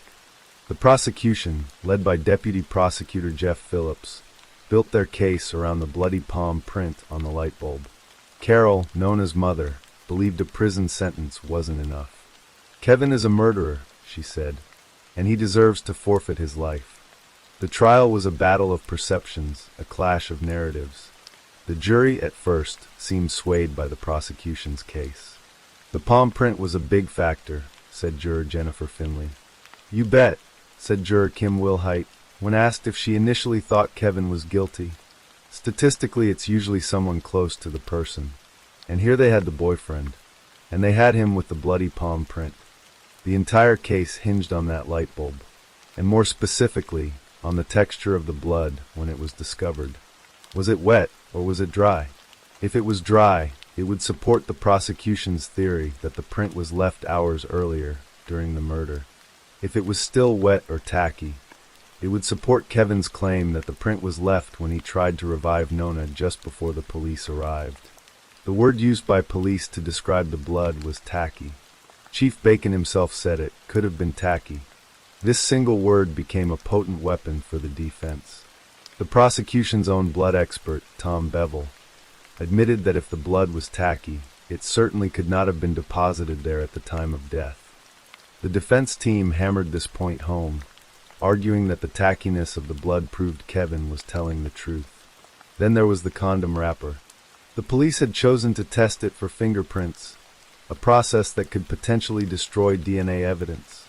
No fingerprints were found, but Kevin's legal team didn't stop there. They had what was left of the wrapper tested for DNA. The results were explosive. The DNA was male, but it did not belong to Kevin Jones. The defense also exposed a series of missteps by the police, the most glaring of which was what happened to Nona's cell phone. In the middle of the murder investigation, lead investigator Mark Frost gave the phone to Nona's stepfather, Dwayne Dippert. Dippert, by his own admission a cheapskate, started deleting Nona's numbers and putting his own in. Potentially crucial evidence was lost forever. The jury deliberated for 2 days. They laid out a timeline, pored over the evidence, and debated the conflicting theories. In the end, they reached a decision, not guilty. "I felt like 10,000 pounds had been lifted off my shoulders," Kevin said. Nona's family was devastated. "You got away with it, Kevin. You got away with it," Dwayne Dippert said as he stood up in the courtroom. But the jury was clear. "There just wasn't enough to convict," explained juror Kim Wilhite. "There wasn't anything that pointed to Kevin as the killer. Kevin Jones was a free man, but the shadow of suspicion lingered. In the eyes of the law, he was not guilty, but in the court of public opinion, particularly in his small hometown, the verdict was less clear. His mother, Janice, however, had made a promise to both her son and to Nona. She would not rest until the real killer was found. After the trial, Kevin's defense team continued their work. They had a crucial piece of evidence, the DNA from the condom wrapper. They continued searching for a match, and on February 6, 2008, they found one. A special prosecutor was appointed, and a new investigation began. The DNA matched a man named Gary Dunn, a 28-year-old who, at the time of the murder, had been Nona's neighbor, living in the same apartment complex. More chillingly, Dunn was on parole. He had served 6 years in prison for a 2002 incident where he had brutally beaten a female jogger with a large tree branch and threatened to kill her. He had been released from prison just 4 months before Nona was murdered. Suddenly, the pieces of a different, more terrifying puzzle began to fall into place. Dunn had a history of extreme violence against women. His wife came forward with a damning detail. A few weeks before the murder, she had caught him spying on Nona through her window. The prosecution now had a new theory. Gary Dunn had become fixated on Nona. He entered her apartment, possibly under some pretext, and when his advances were rejected, he flew into a rage and killed her, just as he had attacked the jogger years before. Gary Dunn was arrested and charged with the capital murder of Nona Dirksmeyer. But the case against him, like the one against Kevin, was largely circumstantial. The defense disputed the DNA evidence, and 2 separate jury trials both ended in hung juries. After spending nearly 2 years in jail, Gary Dunn was released. 10 years passed. The case grew cold, a lingering wound in the heart of Russellville. Then, on December 4th, 2018, the name Gary Dunn resurfaced. The Russellville police received reports of 2 separate incidents: an attempted kidnapping of a woman and an act of indecent exposure in front of another.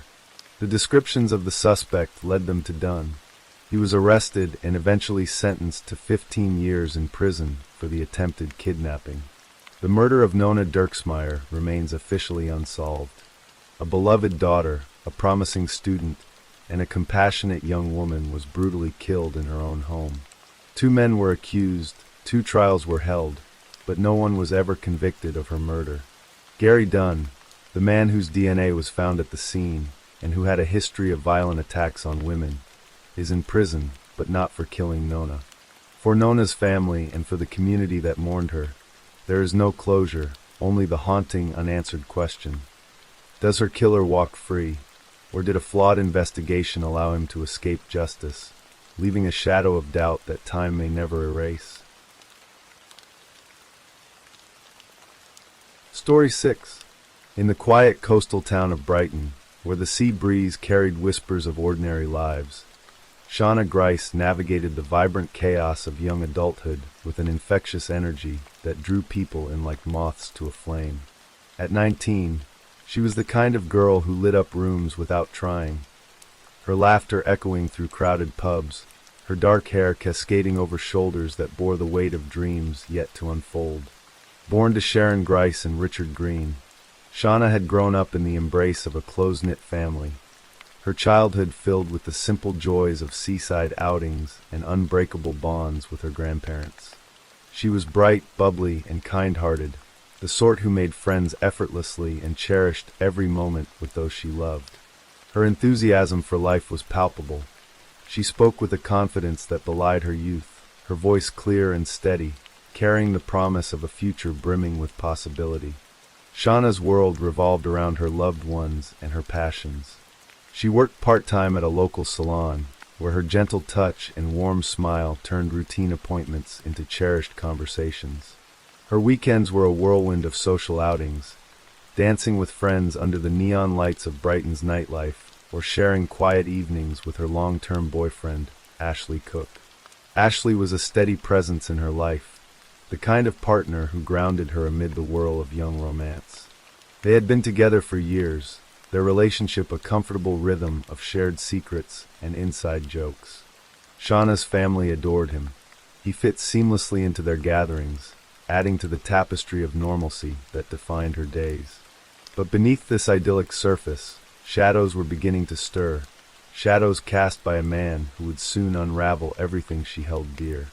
Michael Lane entered Shauna's life like a storm cloud on a clear day, uninvited and impossible to ignore.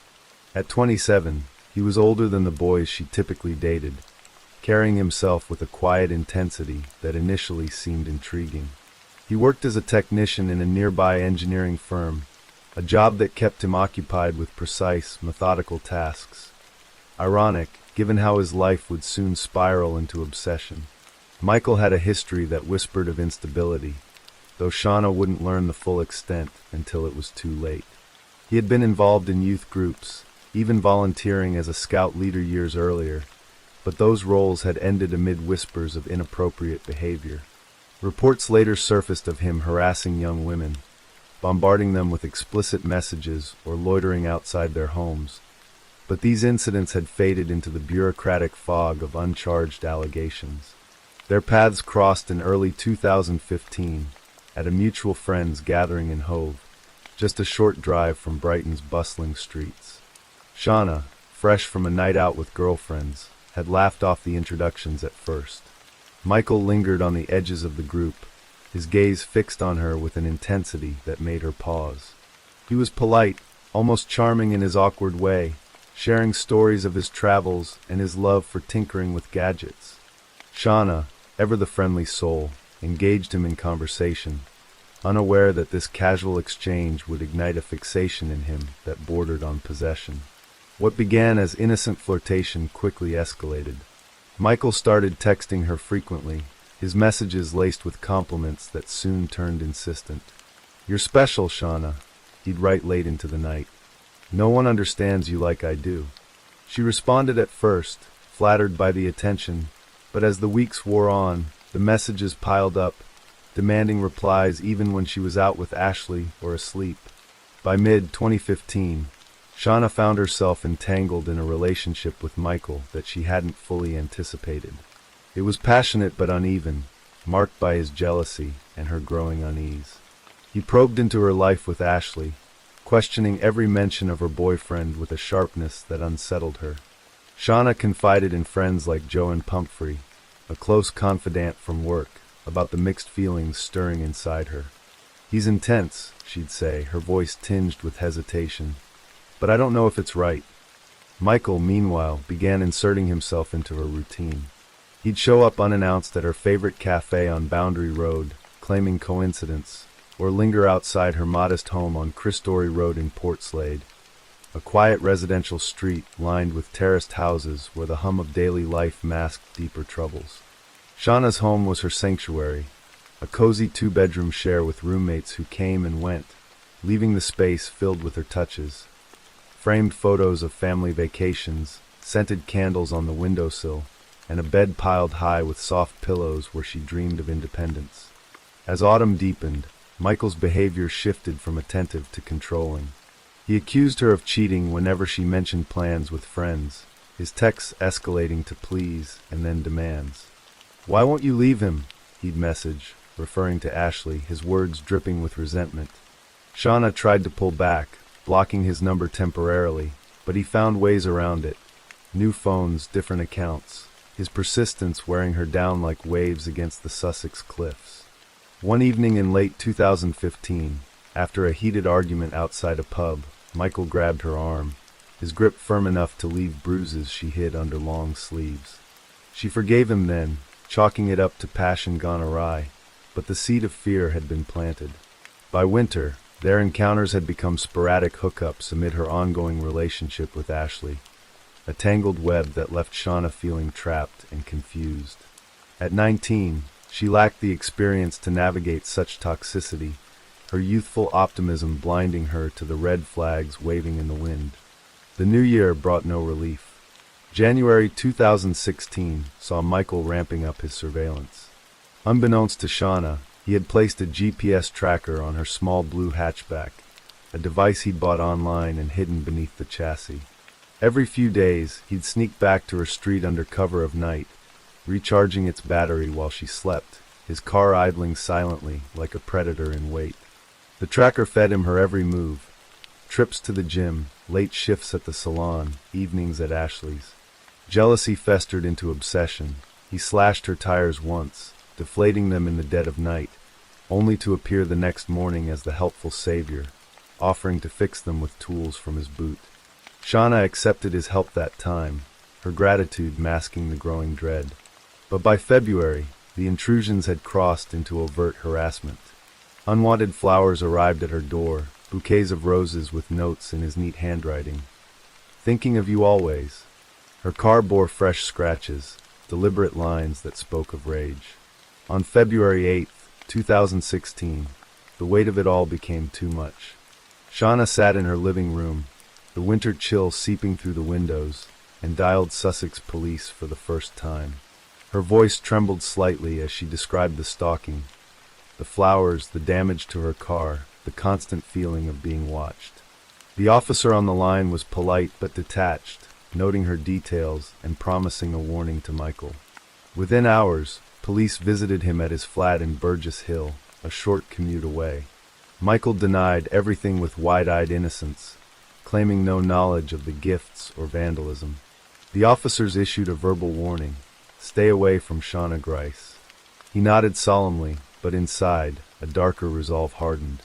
Shauna felt a flicker of relief that evening, hugging her mother Sharon over the phone, sharing how empowered she felt for speaking up. Sharon, a devoted parent who worked in administration, listened with concern, her maternal instincts urging Shauna to stay vigilant. Little did they know, this was merely the opening act in a tragedy that would expose deep flaws in the system meant to protect her. Spring arrived with tentative warmth, but Michael's obsession only intensified. He couldn't let go. Shauna's attempts to move on only fueled his delusion that she belonged to him. In March, their paths crossed again at a local nightclub, the pulsing bass masking the tension between them. What started as a reluctant conversation ended in a physical altercation outside. Michael snatched her phone from her hand as she tried to call a cab, his fingers twisting in her hair, yanking her close with a possessiveness that terrified her. Pain shot through her scalp, tears blurring the streetlights as she wrenched free and ran to a friend's car. Bruised and shaken, Shauna returned home and, on March 24th, reported the assault to police once more. This time, officers took her statement in person, the fluorescent lights of the station casting harsh shadows on her face. She described the grab, the fear that gripped her chest, hoping for intervention. But Michael was one step ahead. When police questioned him, he pulled out his phone, scrolling through a trove of intimate text messages exchanged during their fling. The explicit exchanges painted a picture of consent and mutual affection, convincing the officers that Shauna had omitted a crucial detail: their past relationship. Instead of pursuing charges against him, they turned on her. "You should have mentioned you were involved," the investigating officer chided, his tone accusatory. Shauna, mortified and defensive, stammered explanations: how the relationship had soured, how his actions had turned abusive. But the police saw deception, not desperation. They issued her a fixed penalty notice for wasting police time, a €90 fine that branded her the liar. As she left the station, head bowed against the drizzle, the sting of betrayal cut deeper than any bruise. Michael walked free, emboldened, while Shauna internalized the shame, vowing silently never to trust the badge again. The fine hung over her like a dark cloud, eroding her confidence. Friends noticed the change. Joanne pulled her aside one afternoon at the salon, concern etching her features. "You have to keep reporting him, Shauna. Don't let this stop you." But doubt crept in. Shauna's interactions with Michael became furtive, a mix of avoidance and reluctant responses to his persistent messages. He exploited the police's skepticism, sending her legalistic letters demanding repayment for debts from their time together. Small sums for dinners or rides, twisted into threats. By summer, his intrusions peaked. On July 9th, Shauna lay in bed, the early morning light filtering through her curtains, when she heard the soft click of her back door. Her heart pounded as footsteps echoed up the stairs. She feigned sleep, pulling the duvet over her head, her breath shallow as the door to her room creaked open. Heavy breathing filled the air. She felt eyes on her, a presence that violated every inch of her space. Minutes stretched into eternity before the intruder slipped away. Peering out the window, she saw Michael's retreating figure, his shoulders hunched against the dawn.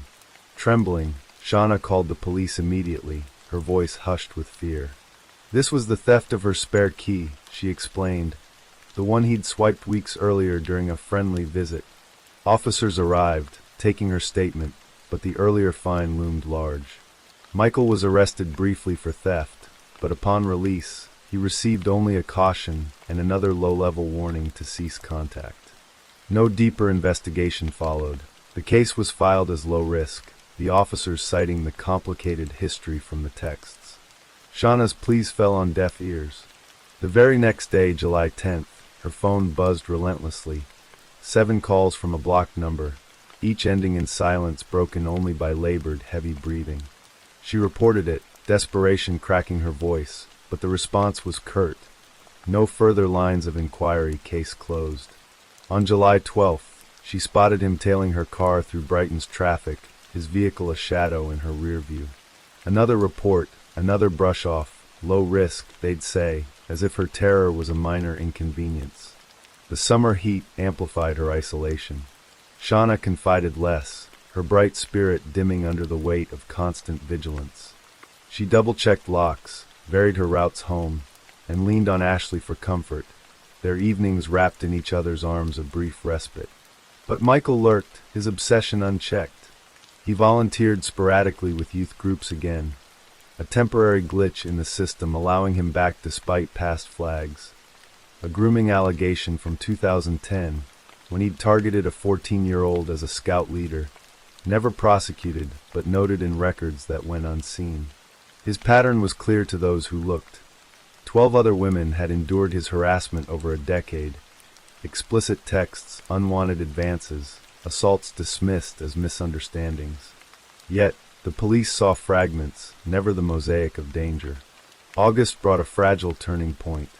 On August 4th, Shauna saw Michael loitering outside her home, his silhouette against the setting sun sending chills down her spine. She didn't report it this time, the memory of the find silencing her. Instead, she turned to Joanne, tears streaming as she whispered, "They won't believe me anymore. What if they find me again?"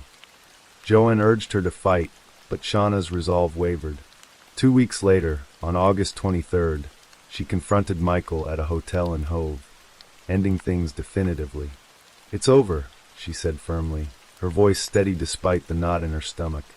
He stormed out, rage flashing in his eyes, but Shauna felt a surge of liberation.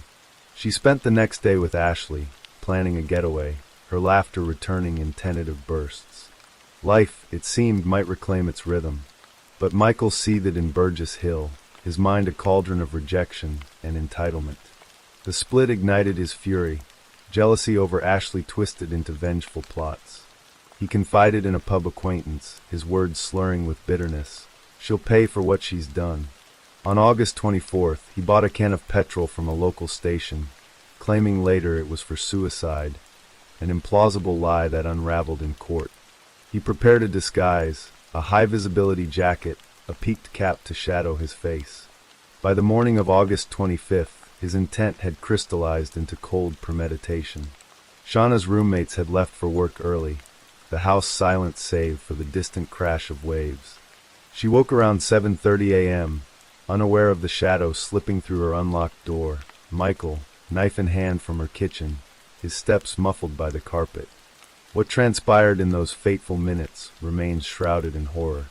A neighbor heard a raised female voice, sharp but not screaming, Shauna's, perhaps pleading or protesting, knowing her killer too well to cry out. Michael attacked from behind, the blade slicing deep into her throat, severing life in a spray of crimson. She slumped beside her bed, eyes wide with shock, her final breaths gurgling in the quiet room. Conscious for agonizing moments, she lay there as he rifled through her belongings, pocketing her bank cards with mechanical detachment. He knew her PIN from past intimacies, a detail he'd stored like a weapon. Disguised now in a hoodie over his cap, hood pulled low, Michael slipped out, walking briskly to a nearby ATM on Graham Avenue. At 8:06 a.m., CCTV captured his averted face as he withdrew €60, the remnants of Shauna's savings, notes later found in his car. No remorse slowed him. Instead, he drove to buy water, transferring petrol into the bottle with calculated efficiency. Returning at 8:22 a.m., bag in hand, he re-entered the house. He dragged Shauna's body onto the bed, dousing it and the room in accelerant, the acrid smell filling the air. With a flick of a lighter, flames erupted, the door clicked shut behind him as he fled. The fire roared briefly, heat blistering the walls, but oxygen depleted quickly in the confined space, smothering the blaze before it consumed everything. Smoke curled from the windows, a silent alarm. Michael returned home, showering away the blood, hiding clothes and shoes in trash bags he later discarded. He went to work, feigning normalcy, until police arrived that afternoon. Ian Cook, Ashley's father, had discovered the body while checking on Shauna, the sight searing into his memory. Her charred form, the room a tomb of devastation. Michael was arrested at his workplace, his initial lies crumbling under evidence. CCTV, trackers, texts. He admitted the stalking but denied murder, claiming he'd found her dead and panicked. The jury saw through it. On March 23, 2017, at Lewis Crown Court, he was convicted after a 2-week trial, sentenced to life with a minimum of 25 years. The courtroom echoed with grief as Justice Green delivered his remarks, his voice heavy with condemnation. He described the murder as premeditated and cold-hearted, Michael's actions a betrayal of the vibrant life he'd stolen. Shauna's mother Sharon read a victim impact statement, her words breaking the silence. "We have lost our beautiful, kind and thoughtful daughter. We miss her giggles and laughter." The judge turned to the police failures, his criticism sharp. 5 complaints ignored, Shauna fined for seeking help. Stereotyped as the wrongdoer in a sexual relationship, her vulnerability dismissed. "The police jumped to conclusions," he said, noting how this skepticism led Michael to believe he could act with impunity. The Independent Police Complaints Commission investigated, uncovering Michael's history of harassing 13 women, including grooming attempts. Officers faced misconduct hearings. One, P.C. Mills, was deemed grossly negligent for not reviewing records before cautioning Michael. In the aftermath, Shauna's family fought for accountability. Sharon and Richard challenged coroner's decisions, seeking a full inquest, but lost in the High Court in 2020, the judge ruling prior inquiries sufficient. Sussex police implemented changes: no more fines for domestic abuse reports, better training on stalking risks. But for Shauna's loved ones, it was hollow. Her death exposed systemic blind spots: the underestimation of coercive control, the dismissal of young women's fears. Sharon spoke publicly, her voice a beacon for others. Shauna would still be alive if they'd listened. Ashley mourned quietly, the void immense.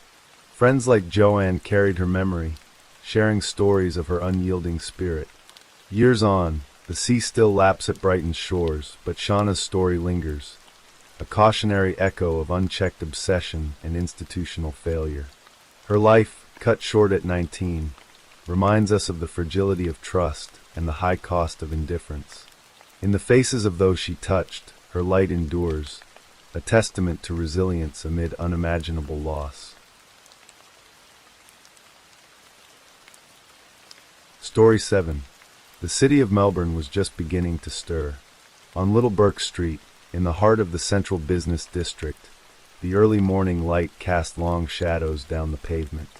For Wan Lai, a 36-year-old sushi chef, this was the quietest part of her day, a time for solitude and contemplation before the frenetic pace of the kitchen took over. She had a passion for her craft, a precision and artistry that she poured into every piece of sushi she created. Her life was one of routine and dedication, of early mornings and late nights, all in service of her culinary passion. On the morning of October 2nd, 2025, Wan was walking to work, just as she did every day. She was less than 100 meters from her front door, a familiar journey that she had taken countless times before. She was likely lost in thought, perhaps planning the day's menu or anticipating the familiar faces of her regular customers. She was a woman who had built a life for herself in this vibrant city, a life of hard work and quiet satisfaction. But on this particular morning, her life was about to be irrevocably altered. A figure emerged from the morning shadows, a woman with fiery red hair who approached Wan from behind. The woman, 32-year-old Lauren Darrell, tapped Wan on the shoulder. As Wan turned, she was met with a sight that would haunt her for the rest of her days: a switchblade, glinting in the morning light. In an instant, the knife plunged into Wan's chest, a single, brutal act of violence that shattered the morning's tranquility. The attack was captured on a nearby CCTV camera, a chilling testament to the randomness and brutality of the crime. The footage shows Daryl running up behind Juan, locking eyes with her for a fleeting moment before striking. Juan, stunned and in agony, clutches at her wound and sinks to the ground. A passerby, a stranger moved to action by the horrific scene, rushes to her side, offering his coat for warmth and comfort. The world, which had been so ordered and predictable just moments before, had dissolved into a maelstrom of pain, fear, and confusion. One was rushed to the hospital, where doctors discovered the full extent of her injuries. The knife had punctured her lung, causing a pneumothorax, a life-threatening condition where blood and air fill the chest cavity. An emergency chest tube was inserted, draining 300 milliliters of blood from her lung. She was placed on a constant regimen of painkillers, antibiotics, and anti-nausea medication. The pain was so severe that she struggled to eat, chew, or even swallow. Every breath was an agony, a constant reminder of the violence that had been inflicted upon her. While Juan fought for her life in the hospital, her family was plunged into a nightmare of their own. Her sister, Ivana Lai, a 39-year-old kindergarten assistant, became her fierce advocate, a tireless warrior in a battle she had never imagined she would have to fight. Just a day after the attack, Ivana began a desperate campaign to get help for her sister, to seek justice, and to hold someone, anyone, accountable for what had happened. She wrote a letter to the state government, a cry for help that was filled with a sister's love and a citizen's outrage. "I am writing to file the strongest possible formal complaint regarding a horrific, unprovoked knife attack," she wrote. "My sister had walked less than 100 m from her front door when she was randomly attacked with a switchblade and knocked to the ground by a female." Ivana's letter was the beginning of a long and frustrating journey through the labyrinth of bureaucracy. She sent emails to the Melbourne City Council and several other organizations, but her pleas for help were met with a deafening silence. The only initial response came from two city councilors, Gladys Liu and Rafael Camillo, who visited the family in person. It was a kind gesture, a moment of human connection in a sea of indifference, but it did little to alleviate the family's growing sense of desperation. They were the first ones to get back to us and visited us in person, which was nice, but in the end, we were back to square one, Ivana would later say. We still had to apply for assistance ourselves. The days that followed were a blur of pain, fear, and frustration. One was discharged from the hospital after 3 days, but her ordeal was far from over. She was a prisoner in her own home, too terrified to go outside. The city that she had once embraced had become a place of fear and anxiety. She moved to a different area, hoping to escape the memories of what had happened, but the trauma followed her. "She doesn't feel safe going out anymore. She's always vigilant," Ivana said. "She can't tolerate having people behind her and constantly looks around, anxious." Meanwhile, Ivana continued her fight for justice, a lonely battle against a system that seemed designed to exhaust and defeat her. She and her husband, both of whom worked full-time, could only chase updates after work, their evenings consumed by a frustrating quest for answers and accountability.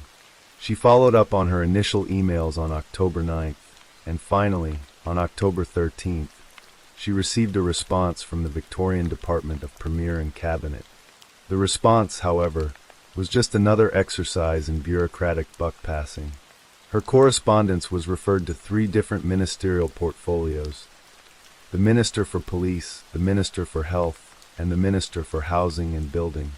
It was only when the CCTV footage of the attack was made public, when the story was exposed by 7 News on October 15th, that the wheels of government finally began to turn.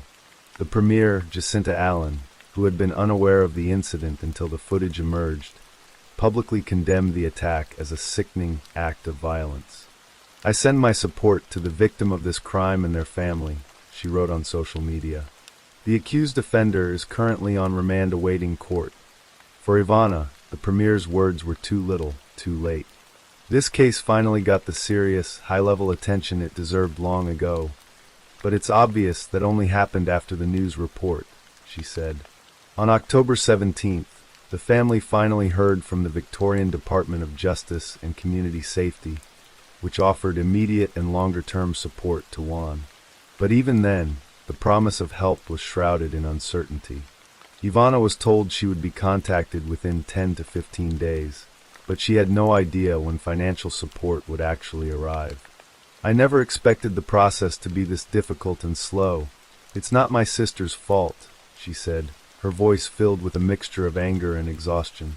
Victims who have already suffered physically and emotionally should not be forced to bear the additional burden of time, money, and complex bureaucracy on their own. The government's slow and passive compensation process amounts to a second trauma for law-abiding citizens. As the family struggled to navigate the system, details about the alleged attacker, Lauren Darrell, began to emerge, painting a picture of a life that was as chaotic and troubled as Juan's had been ordered and disciplined. Darrell was homeless and had been living in a supportive housing project called Make Room, a joint venture between the Victorian government, Unison Housing, and various philanthropic and corporate partners. The project, located in the heart of the city, was designed to provide a safe and stable environment for people experiencing homelessness. But the safety that Make Room was supposed to provide was an illusion.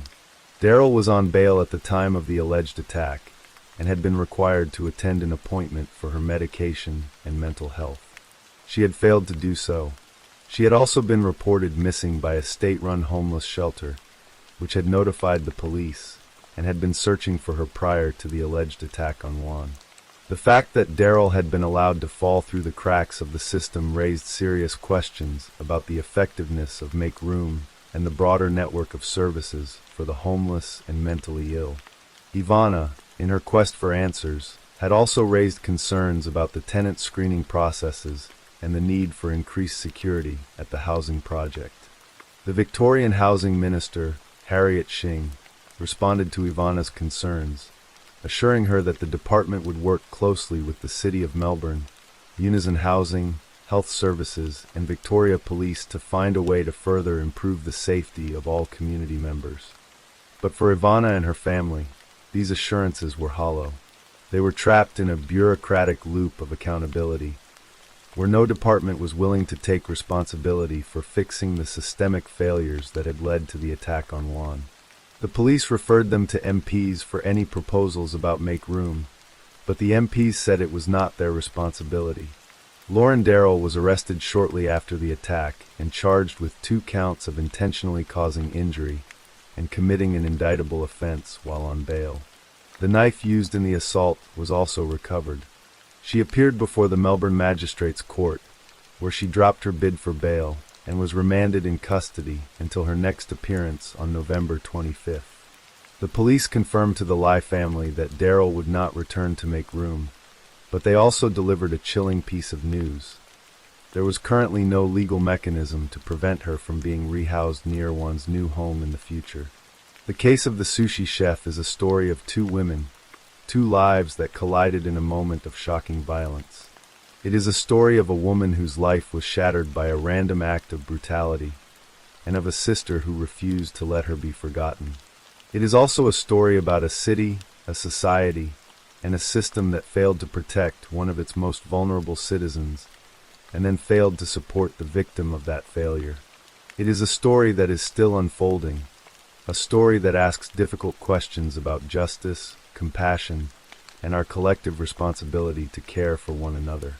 And at its heart, it is a story about the enduring power of love, the love of a sister who would not be silenced, a love that has become a beacon of hope in the darkness.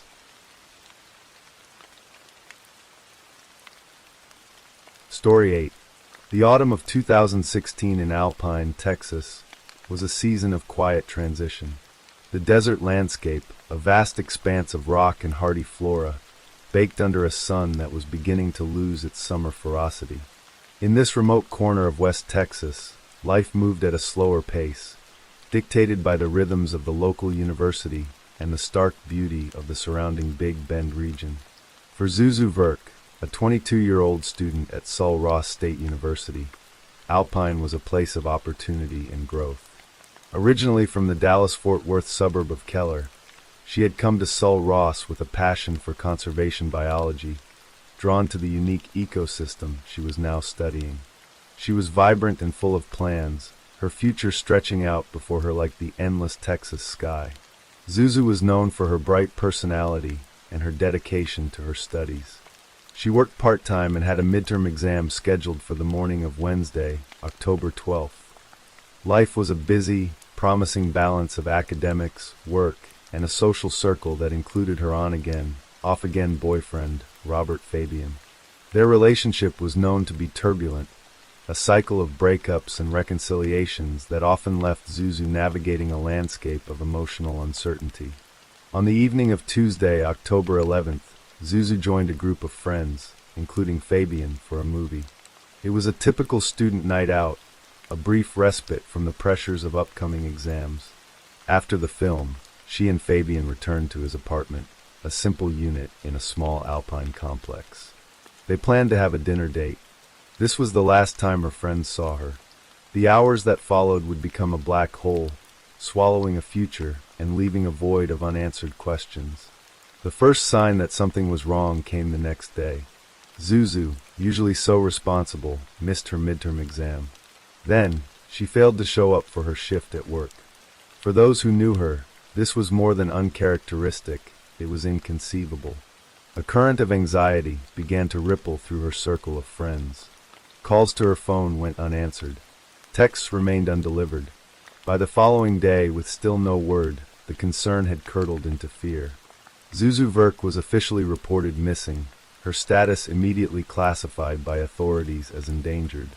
The initial days of Zuzu's disappearance were a blur of frantic activity and rising panic. Her family, her parents, Lori and Glenn, and her brother Miles, rushed to Alpine, their world suddenly tilted on its axis. The community, tight-knit and deeply shaken, rallied around them. Flyers bearing Zuzu's smiling face began to appear all over town, on lampposts, in shop windows, and on university bulletin boards. The search was on, a desperate, grassroots effort fueled by hope and dread. Investigators from the Alpine Police Department began their work, starting with the person last known to have seen her, Robert Fabian. From the outset, his behavior struck them as odd. When questioned, his answers were vague, his demeanor detached. He told police that he and Zuzu had argued that night, but insisted it was merely verbal. He claimed she had left his apartment in the early hours of October 12th. But his story felt thin, and his lack of urgency was unsettling. He wasn't acting like a man whose girlfriend had vanished without a trace. The police visited Fabian's apartment, the last place Zuzu was confirmed to have been. The scene that greeted them was subtly but profoundly wrong. The bed was stripped bare, with no sheets or pillowcases in sight. It was a small detail, but one that snagged the investigators' attention. It felt deliberate, like a stage that had been cleared. As they questioned others in the apartment complex, a more disturbing picture began to emerge. Fabian's downstairs neighbor, a man named John Franco, came forward with a crucial piece of information. He told police he had heard loud noises from Fabian's apartment on the night Zuzu was there, sounds consistent with a heated argument. As the days turned into a week, the investigation intensified, and the spotlight on Robert Fabian grew hotter. He stopped cooperating with law enforcement, a decision that did little to quell the rising tide of suspicion. Authorities, frustrated by his silence, took the significant step of officially naming him a suspect in Zuzu's disappearance. The search for Zuzu became a massive undertaking. The Verk family was a constant, heartbreaking presence in Alpine, pleading for information and refusing to give up hope. A substantial reward, eventually reaching $100,000, was offered for any information that would lead to her return. But the leads that came in led nowhere, and the vast, unforgiving terrain of Brewster County seemed to have swallowed her whole. Detectives, convinced Fabian was at the center of the mystery, began digging into his activities in the hours and days after Zuzu vanished. They uncovered a transaction that would prove to be the key to unlocking the case. On the evening of October 12th, after Zuzu had already been reported missing, Fabian had gone to a local variety store. He wasn't alone. He was with his best friend, Chris Estrada. Security footage showed the two men inside the store. Using Estrada's credit card, Fabian purchased several items, including thin plastic painter's drop cloths. It was a peculiar purchase, one that seemed to have no logical explanation. Investigators noted that of the 3 drop cloths purchased, only one was found in Fabian's possession. The other 2 were missing. Months passed. The initial flurry of activity slowed to a painful, grinding wait. For the Verk family, it was a period of agonizing limbo. Winter arrived in West Texas, and Zuzu was still gone.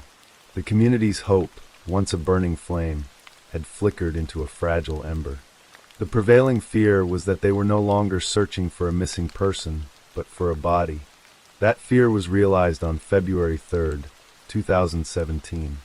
A U.S. Border Patrol agent, on patrol in a remote area west of Alpine, known as Sunny Glen, spotted something out of place. Partially hidden in a shallow grave off Wagon Road were human skeletal remains. The site was miles from where Zuzu had disappeared, a desolate and lonely spot. The Alpine Police Department was notified, and investigators descended on the scene. Alongside the remains, they found the tattered remnants of thin plastic sheets. They were a chilling match for the painter's drop cloths Fabian and Estrada had purchased months earlier. A few days later, dental records confirmed the grim discovery. The remains belonged to Zuzu Verk. The news hit the Verk family and the Alpine community like a physical blow. The 4-month search was over, and the sliver of hope they had clung to was extinguished. Their daughter, their sister, their friend was gone forever, her life cut short and her body left in a shallow, unmarked grave. With the discovery of Zuzu's body, the case transformed from a missing person investigation into a homicide. The evidence, once circumstantial, now formed a damning chain. The timeline, the suspicious behavior, the stripped bed, the neighbor's account, and most importantly, the plastic sheets, all pointed in one direction. Within 24 hours of identifying the remains, police had what they needed. Robert Fabian was arrested and charged with tampering with evidence by concealing a human corpse. It was only the beginning. Shortly thereafter, his charge was upgraded to first-degree murder. The investigation's reach extended beyond Fabian. His friend, Chris Estrada, who had lent his credit card and his car for the suspicious shopping trip, was located in Phoenix, Arizona. He was arrested on the same charge of tampering with evidence and waived extradition, returning to Texas to face the consequences of his actions. The wall of silence that had protected Robert Fabian finally began to crumble. Facing his own legal jeopardy, Chris Estrada chose to cooperate with prosecutors. He sat down with investigators and told them everything he knew. The story he relayed was a horrifying confession, a second-hand account of Zuzu's final moments, as told to him by the man who had killed her. According to Estrada, Fabian had called him late on the night of the murder, his voice laced with a desperate urgency. He said it was a matter of life or death. When they met, Fabian confessed. He told Estrada that the dinner date with Zuzu had started well, but had devolved into another one of their volatile arguments. The fight had escalated, becoming physical. In the bedroom of his apartment, Fabian had put his hands around Zuzu's neck. He strangled her. He described to Estrada how she hyperventilated and then suddenly stopped breathing. In that terrible moment, Fabian knew he had killed her. Panicked, he had tried to perform CPR, but it was too late. Zuzu was gone. As the reality of what he had done set in, Fabian's mind shifted, as Estrada put it, into survival mode. His primary thought was no longer about Zuzu, but about himself. He didn't want to get caught, Estrada told the police. Fabian's subsequent actions were not those of a grieving boyfriend who had made a terrible mistake, but of a calculated killer trying to cover his tracks.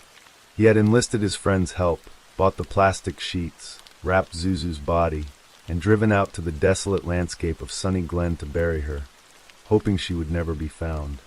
Estrada also revealed another layer to the toxic relationship.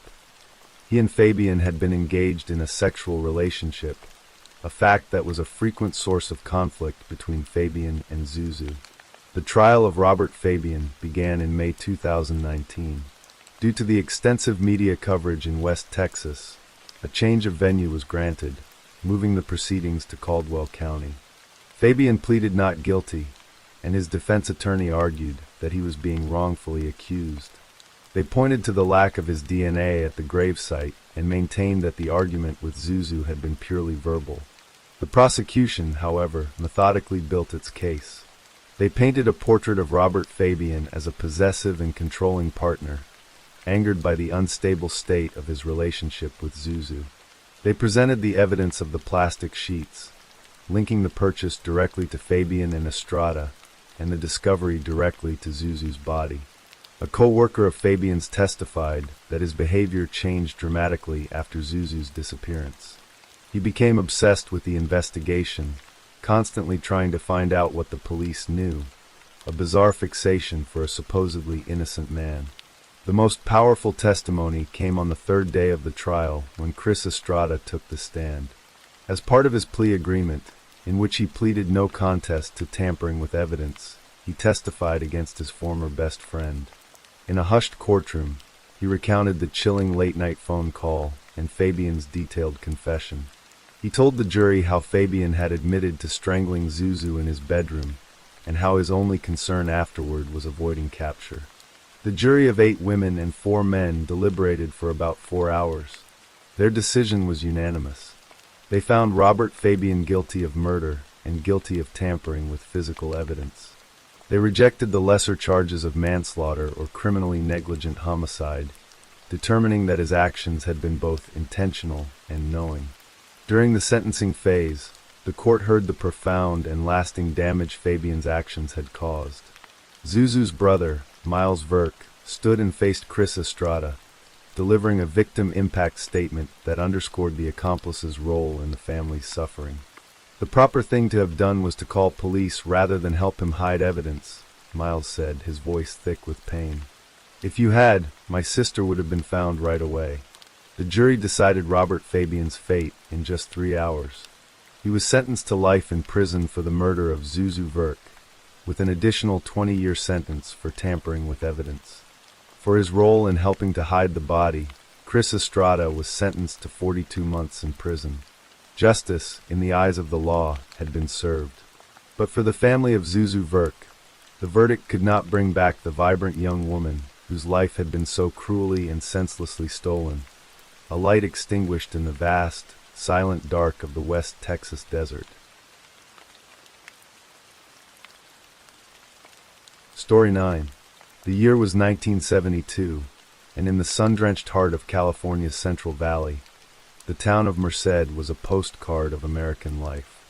It was a place of almond groves and peach orchards, a community where the rhythms of life were dictated by the changing seasons and the hard work of farming. For the Stainer family, Delbert, Kay, and their 5 children, life was simple, rooted in the quiet routines of school, work, and family. Among the 5 siblings, a special bond existed between the 2 brothers, Carrie and Stephen. Carrie, the older brother, was quiet and artistic, a watchful protector who looked out for his younger, more outgoing sibling.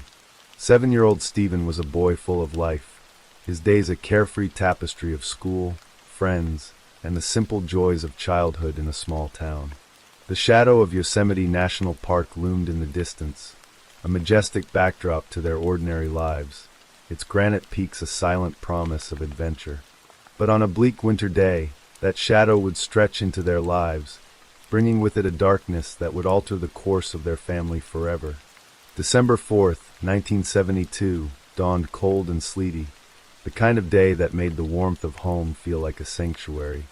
Stephen Stainer, his small frame bundled against the chill, began his familiar walk home from school. His path took him along Highway 140, a stretch of road he had walked countless times before. But on this day, his journey was intercepted by 2 men in a large, white Buick. One of the men was Kenneth Parnell, a convicted child molester who worked at the Yosemite Lodge. The other was his simple-minded co-worker, Irvin Edward Murphy, who Parnell had manipulated into helping him with a vile plan. Murphy approached Stephen, claiming to be a church representative collecting donations and passing out religious tracts. With an innocence that was heartbreaking in its purity, Stephen listened as the man asked if his mother might be willing to donate to the church. When Stephen said she would, Murphy asked where he lived. The white Buick pulled up, and Stephen, trusting and unsuspecting, climbed inside, believing he was simply guiding the men to his home. Instead, Purnell drove him miles away to a remote cabin in Kathy's Valley. As the car sped away from everything he knew and loved, Stephen's confusion turned to a dawning, childlike terror. At a payphone, Purnell made a mock call, returning to the car with a devastating lie. "Your parents, I just spoke to them," he told the 7-year-old. "They no longer want you." Later, he would elaborate on the lie, telling Stephen that a court had granted him custody because his parents had too many children and couldn't afford to keep him. Back in Merced, as the afternoon faded into evening, a knot of worry tightened in Kay Stainer's chest. Stephen was never late. Panic set in, and the alarm was sounded. A massive search effort was launched, with the Merced Police Department leading the charge. The community rallied, scouring the fields and canals, their hopes dwindling with each passing hour. But there was no sign of the little boy with the bright eyes and easy smile. He had vanished without a trace. For the Stainer family, the world had tilted on its axis. Their home, once a place of laughter and warmth, was now filled with a suffocating silence, a void that could not be filled. For Carey, the loss of his younger brother was a profound and deeply personal blow. He was seen making wishes on stars, a child's desperate plea to the heavens for his brother's return. The disappearance cast a long, dark pall over Carey's life, marking him as the kid who had his brother kidnapped. The once inseparable brothers were now worlds apart, one lost to an unknown fate, the other left behind to navigate a world that had suddenly become a terrifying and uncertain place. For 7 years, Stephen Stainer ceased to exist. In his place was a boy named Dennis Purnell, the supposed son of a drifter named Kenneth Purnell. This new identity was a cage, a psychological prison built on a foundation of lies and abuse. Purnell, a master manipulator, alternated between being a father figure by day and a rapist by night. He enrolled Dennis in various schools across California as they moved from town to town, from Santa Rosa to Campeche. To the outside world, they were a father and son. But behind closed doors, Stephen was living a nightmare. Purnell controlled him not with physical restraints, but with a powerful and insidious form of brainwashing. He convinced the young boy that he had been abandoned, that he had nowhere else to go. He allowed Stephen a startling degree of freedom, letting him drink and come and go as he pleased, a tactic designed to further blur the lines between captivity and a twisted form of normalcy. Stephen would later admit that he could have escaped many times, but he was a child who didn't know how to ask for help, a prisoner who didn't even realize the doors to his cell were unlocked. Despite the horror of his situation, a flicker of the boy he once was remained. Against all odds, he thrived in school. He had a girlfriend, Lori Duke, who knew him only as Dennis. She remembered him as spunky, a boy with a great personality who just wanted to be normal. But beneath the surface of this manufactured life, the trauma simmered. He was living a double life, a boy who was both a victim and, in the eyes of the world, just another kid. While Stephen was navigating this surreal existence, his brother Carey was grappling with his own demons. Back in Merced, the weight of his brother's absence had transformed him. He became a loner, a creepy loner, according to some, who had no interest in girls or social interactions. He was a talented artist, voted most creative at his high school, but he was also deeply troubled. He developed a compulsion to pull out his own hair, a physical manifestation of his internal turmoil, and took to wearing a hat to hide the bald patches. The contrast between the two brothers was stark and surreal. One, a victim of unspeakable abuse who appeared to be a happy-go-lucky teenager. The other, safe at home but lost in a wilderness of his own emotional pain. As Stephen entered puberty, reaching the age of 14, Purnell's interest in him began to wane. He was growing up, becoming harder to control. Purnell wanted a new child, a younger boy he could mold and abuse. He had even tried to use Stephen to lure other children, but Stephen, in a quiet act of defiance, had intentionally sabotaged these attempts. On February 14, 1980, Purnell took matters into his own hands. With the help of one of Stephen's teenage friends, he kidnapped 5-year-old Timothy White in Ukiah, California. Parnell brought the terrified little boy back to the home he shared with Stephen. For 2 weeks, Stephen watched as Timmy suffered the same trauma he had endured 7 years earlier. The confusion, the fear, the heartbreaking separation from his family. Something inside Stephen, a long-dormant protective instinct, awoke. He saw himself in the little boy's tear-filled eyes, and he knew he couldn't let history repeat itself. "I was not going to let that child go through what I had already been through," he later told his girlfriend. "And if I didn't take care of it now, it would just get worse." On March 1st, 1980, with a courage that defied his years of captivity, Stephen made a decision that would change the course of 3 lives. He waited until Parnell left for his night security job. Then, taking Timmy by the hand, he walked out the door and never looked back. They hitchhiked through the night, their destination the town of Ukiah. It was dark, and Timmy, small and disoriented, couldn't remember where he lived. In that moment of uncertainty, Stephen made a pivotal choice. He decided to take the little boy to the one place he knew they could find help: the police station.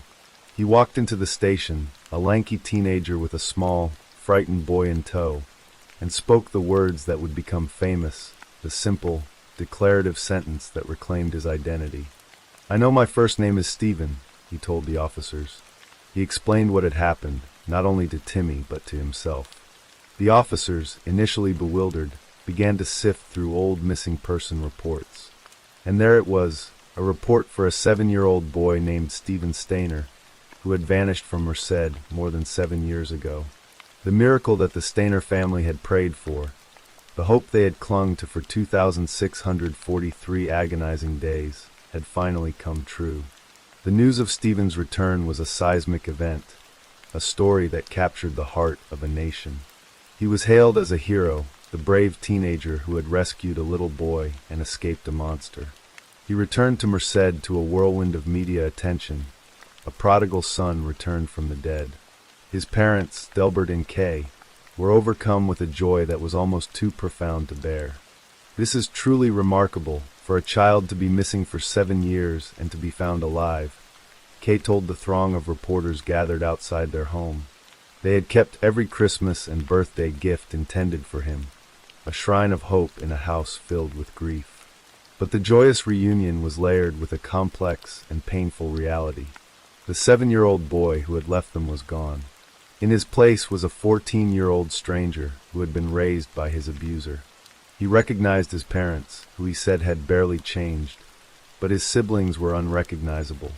Carrie, the older brother who had once been his best friend, was now a stranger in looks and personality. The brothers, who had been separated by tragedy, were now separated by a chasm of experience that seemed impossible to bridge. They shared a room, but they were worlds apart.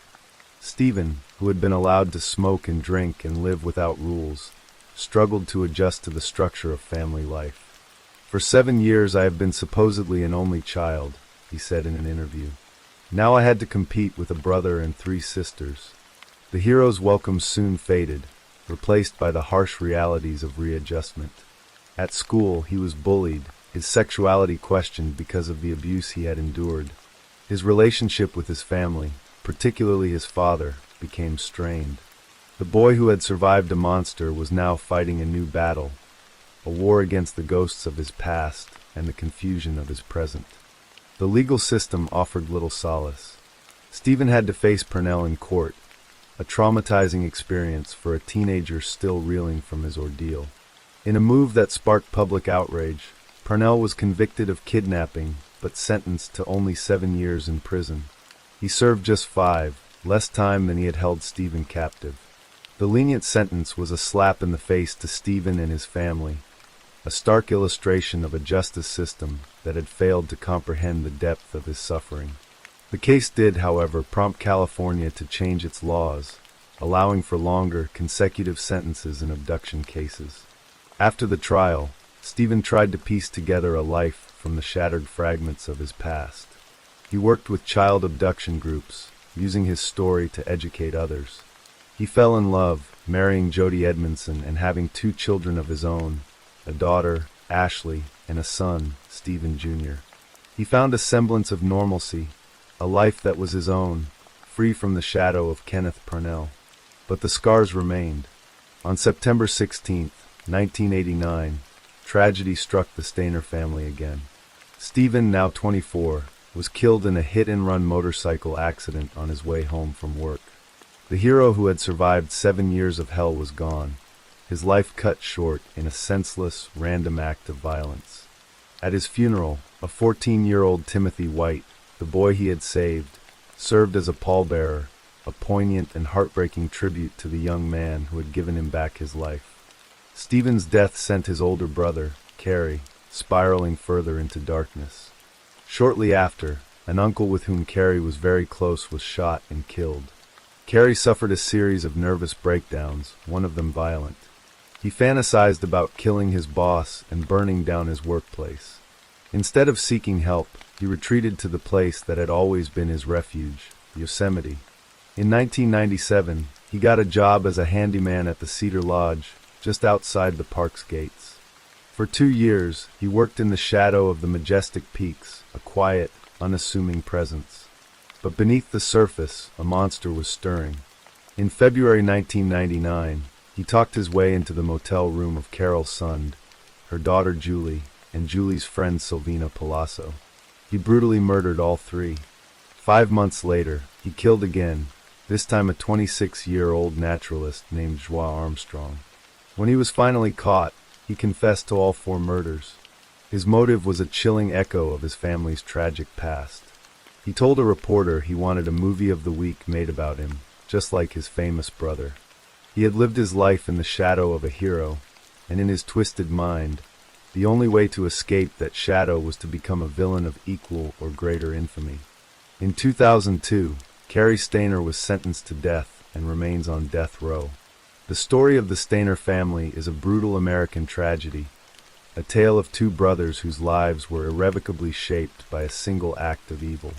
One became a reluctant hero, a symbol of hope and resilience who found the strength to save himself and another.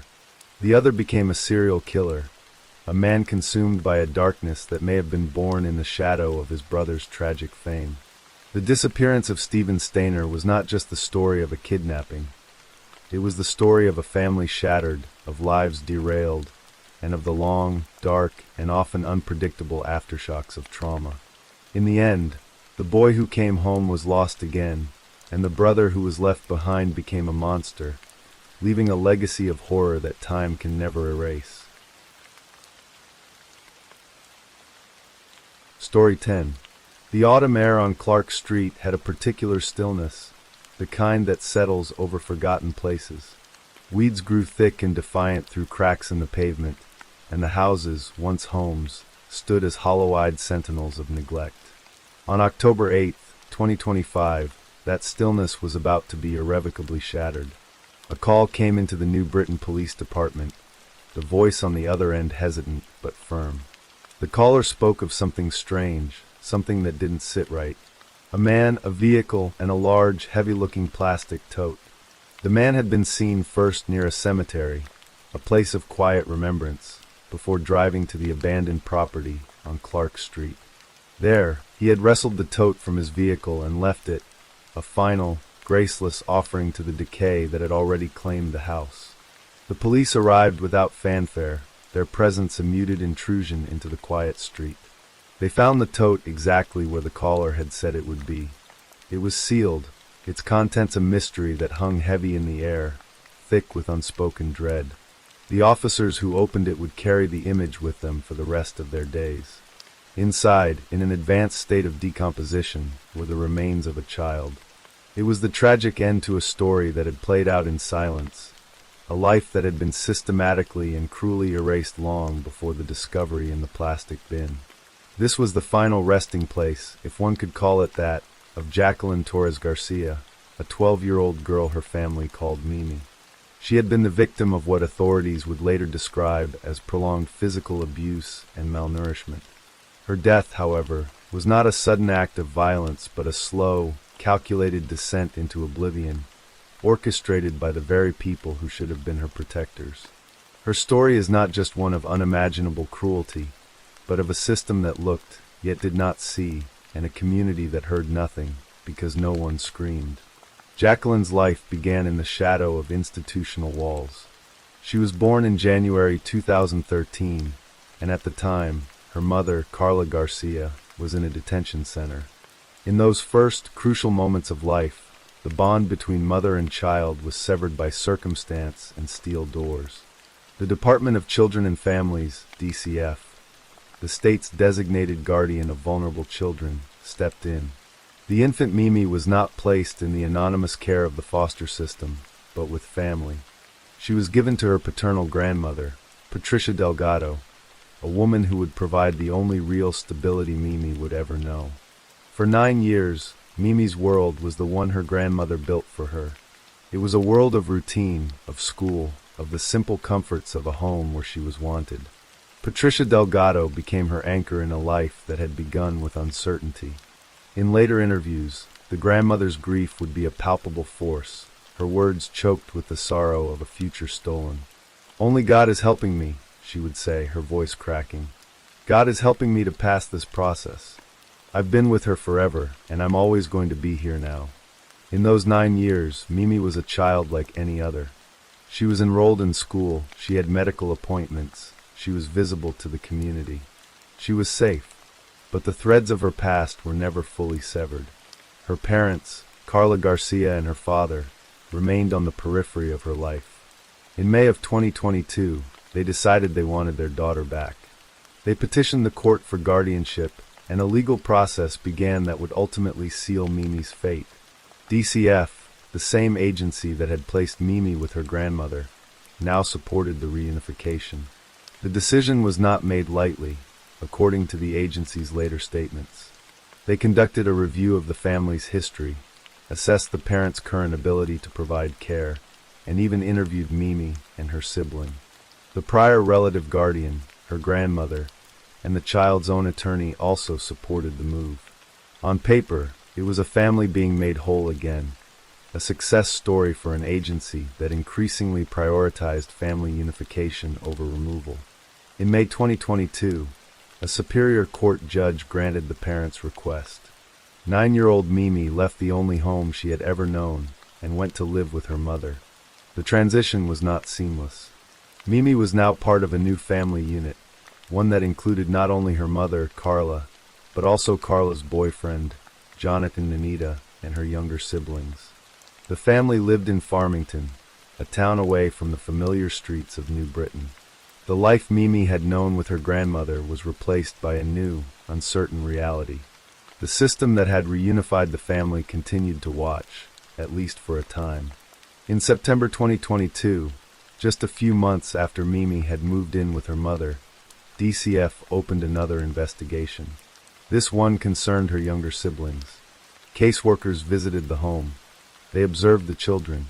They spoke with medical providers who expressed no concerns. Mimi and her siblings were enrolled in school and, from all outward appearances, were integrating into the community. By November 2022, DCF had closed the case, finding insufficient evidence to substantiate child abuse or neglect.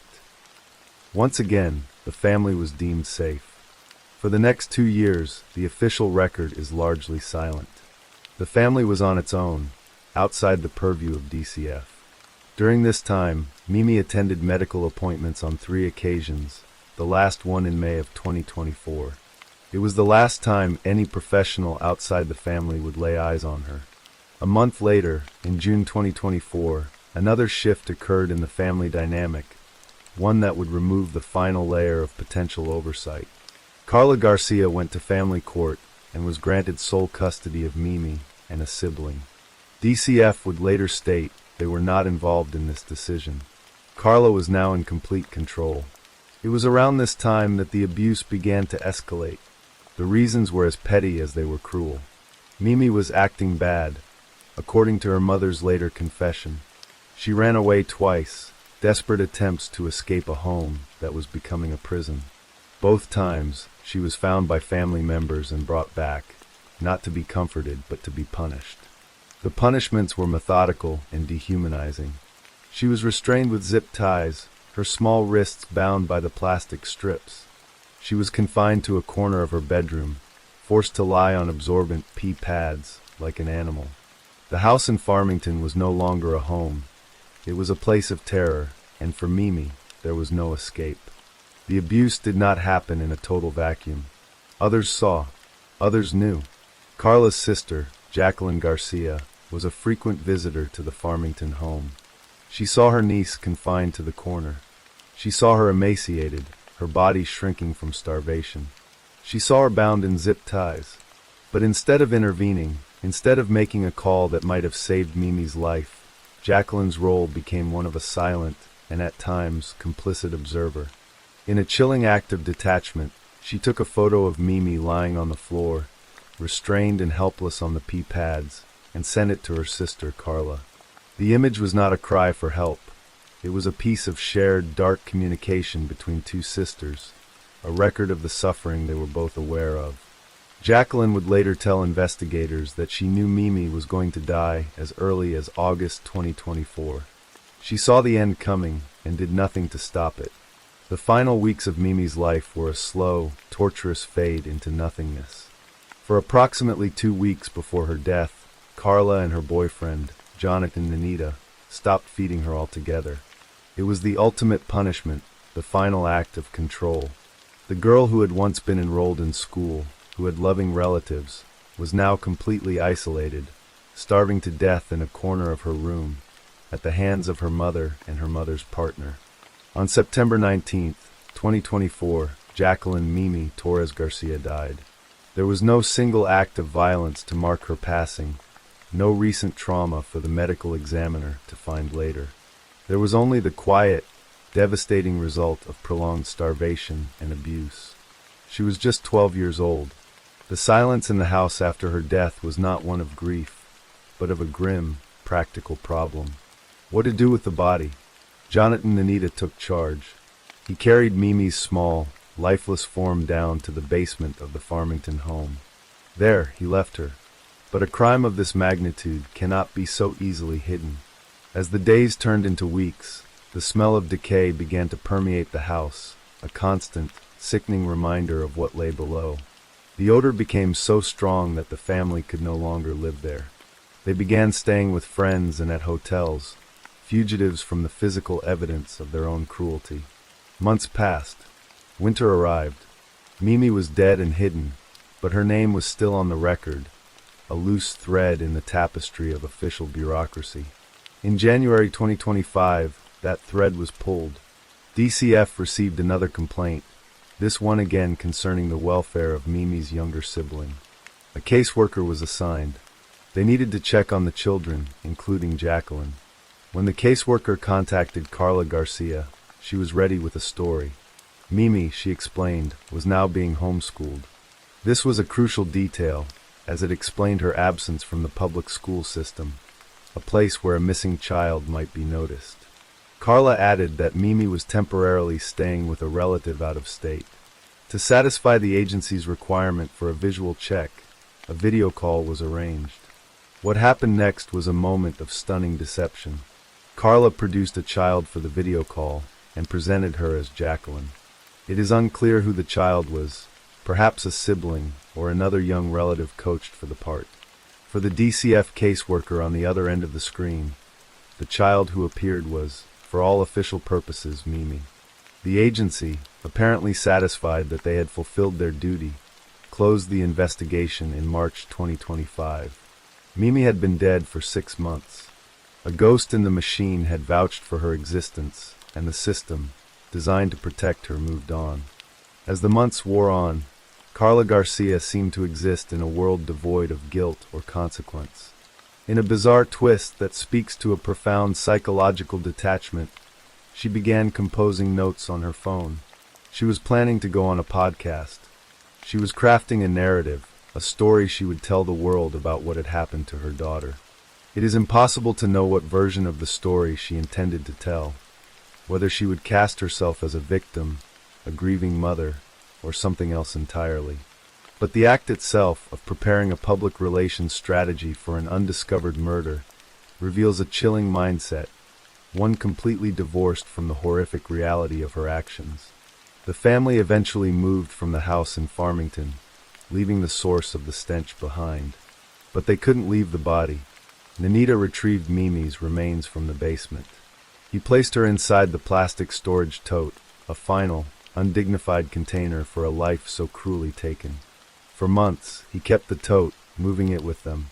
Finally, on that October day in 2025, more than a year after Mimi had died, he drove to the quiet, abandoned street in New Britain. He had perhaps seen the cemetery nearby and thought it a fitting place to discard his secret, in the woods on the edge of consecrated ground. But he changed his mind, instead choosing the anonymous decay of the empty house on Clark Street. It was there he left the tote, a piece of discarded refuse. He likely believed it would be lost to time, swallowed by the weeds and forgotten, just like the girl inside. He was wrong. Someone was watching.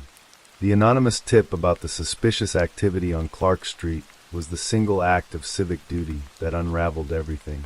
The discovery of Mimi's body sent shockwaves through New Britain and beyond. The investigation that followed was swift. The focus quickly fell on Mimi's family. Carla Garcia and her sister, Jacqueline, were arrested on Sunday, October 12, 2025. Jonathan Nanita, the man seen moving the tote, was captured the following Monday night. The charges were severe. Carla Garcia, 29, and Jonathan Nanita, 30, were charged with murder with special circumstances and conspiracy. Bail for Carla was set at $5 million. Jacqueline Garcia, 28, faced charges of unlawful restraint, risk of injury to a minor, and intentional cruelty to a person under 19 years old. Her bail was set at $1 million. At the press conference, New Britain Mayor Aaron Stewart's voice was heavy with emotion. "As a mother," she said, "this makes me sick to my stomach to be standing here today." The case laid bare a series of devastating failures. The public's anger turned toward the Department of Children and Families. How could a child with a known history with the agency, a child who had been reunified with her family under their supervision, suffer and die in such a horrific way? DCF issued a statement promising a thorough review of our history with the family, acknowledging the need to examine their casework decisions, adherence to policy, and collaboration with other agencies. Lawmakers called for accountability and transparency. Republican senators issued a statement demanding full details of the video call that had allowed Carla to deceive the agency so easily. This is an example of why essential state employees' remote work must be constantly reviewed, especially when it involves protecting our most vulnerable residents, they stated. The case also renewed a contentious debate over the regulation of homeschooling in Connecticut. The fact that Carla had used homeschooling as a cover to hide her daughter's absence was not lost on child advocates, who had previously warned that the state's lack of oversight could be used to conceal abuse. A push for what some called Mimi's Law began, calling for more oversight of homeschooled children to ensure their well-being. The story of Jacqueline Mimi Torres Garcia is a story of almost unimaginable darkness. It is the story of a mother who became her child's tormentor, an aunt who became a silent witness, and a partner who became an accomplice and executioner. But it is also the story of a system that failed at multiple turns.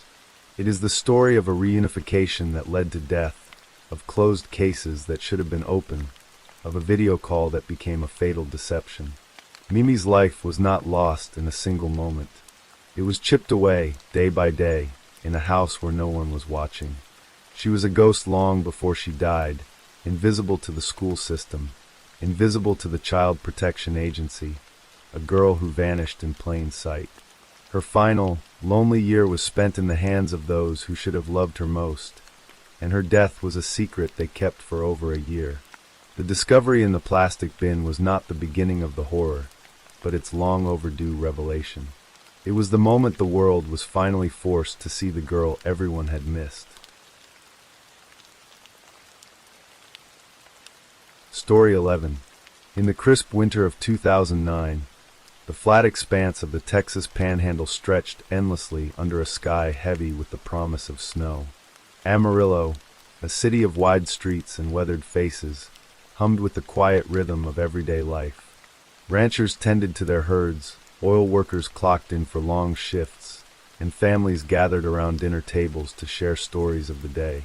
But beneath this unassuming surface, shadows lingered, waiting for the right moment to emerge. Sherry and Mondragon, a 55-year-old woman with a life marked by resilience and quiet struggles, was about to become one of those shadows, a victim whose disappearance would unravel into a tale of mystery, grief, and an enduring quest for justice that even 16 years later remained unresolved. Sherry was born in the heart of New Mexico, in the dusty town of Clovis, where the air carried the scent of sagebrush and the distant rumble of freight trains. Her family, rooted in the traditions of the Southwest, spoke a mix of English and Spanish, their days filled with the labor of farm work and the warmth of close-knit gatherings. Sherry was the kind of woman who wore her strength like an old denim jacket, faded but enduring. She had faced hardships early on, navigating a childhood where resources were scarce and responsibilities came young. By her 20s, she had moved to Amarillo, drawn by the promise of better opportunities in the bustling cattle and energy hub. There, she found work in various jobs, from waitressing at local diners to clerical positions in small businesses, always with a steady determination to support herself and those she cared about. Life in Amarillo suited Sherry in its simplicity. She lived in a modest apartment on the city's north side, surrounded by neighbors who knew her as friendly and reliable. Sherry had a son, though details of his life were kept close, a testament to her protective nature. She wasn't one for grand gestures or seeking the spotlight. Instead, she built her world through small acts of kindness, sharing meals with friends, checking in on elderly relatives, and maintaining a garden of resilient wildflowers that bloomed defiantly against the harsh winds. Her appearance was unpretentious, dark hair often pulled back in a practical ponytail, warm brown eyes that crinkled at the corners when she smiled, and hands calloused from years of honest work. Friends described her as someone who listened more than she spoke, offering quiet wisdom drawn from her own battles with loss and change. January 25th, 2009, dawned cold and clear, the kind of day when the wind bit through coats and hurried people indoors. Sherry had plans that morning, mundane yet vital, perhaps a doctor's appointment or a trip to the grocery store for supplies.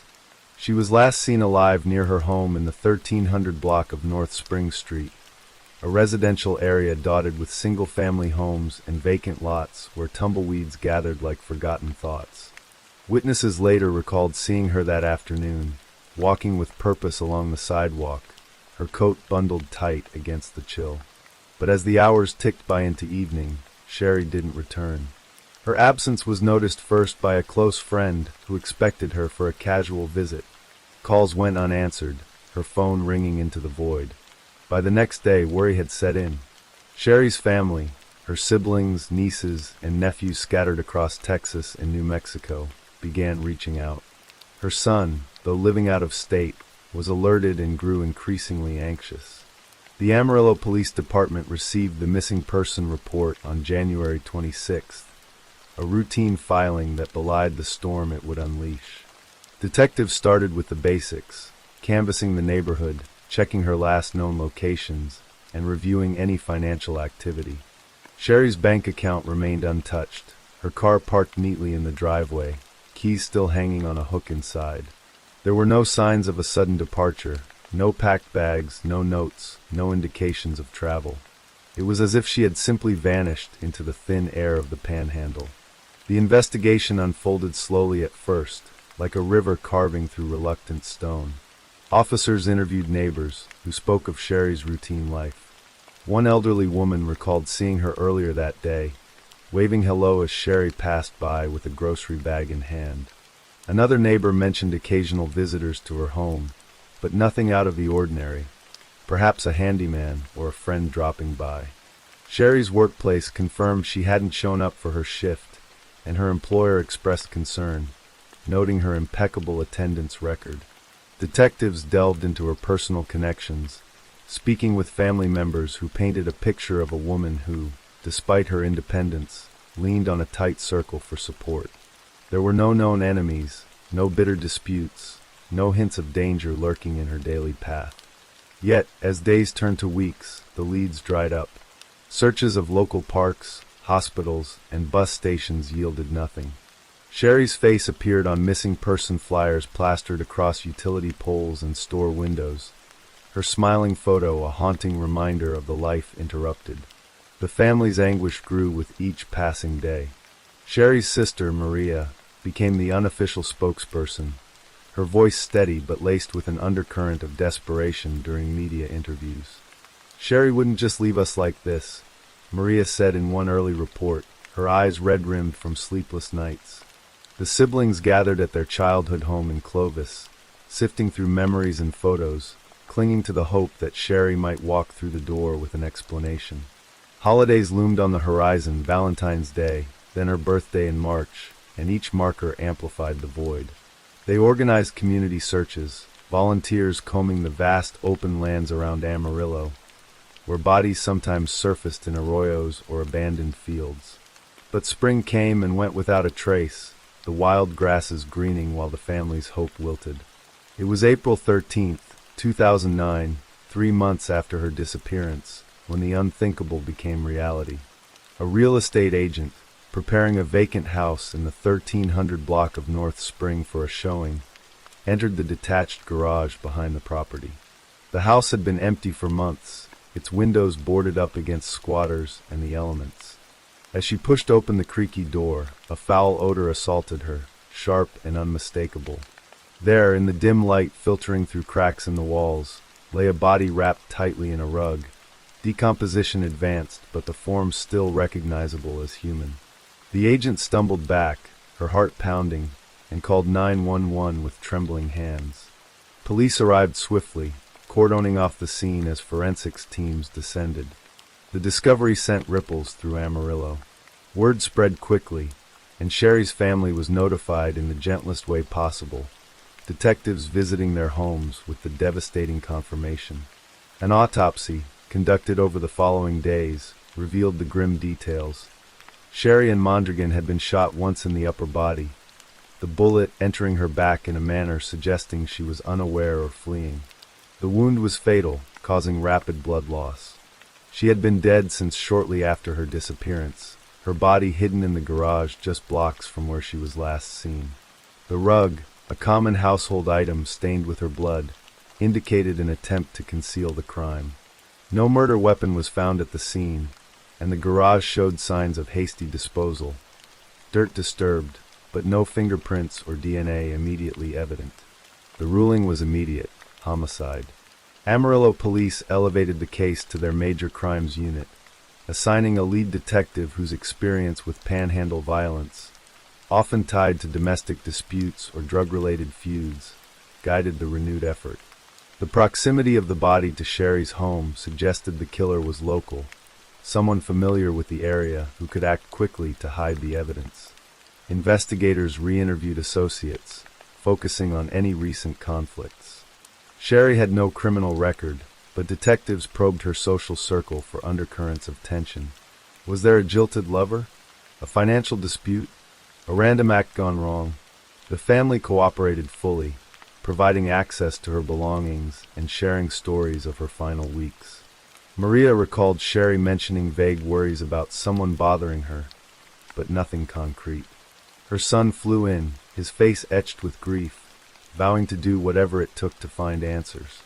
As spring warmed into summer, the investigation intensified. Divers searched nearby stock ponds and canals, hoping for the weapon or additional evidence. The FBI was consulted for profiling, describing the perpetrator as likely a male acquaintance, impulsive yet calculated enough to cover tracks.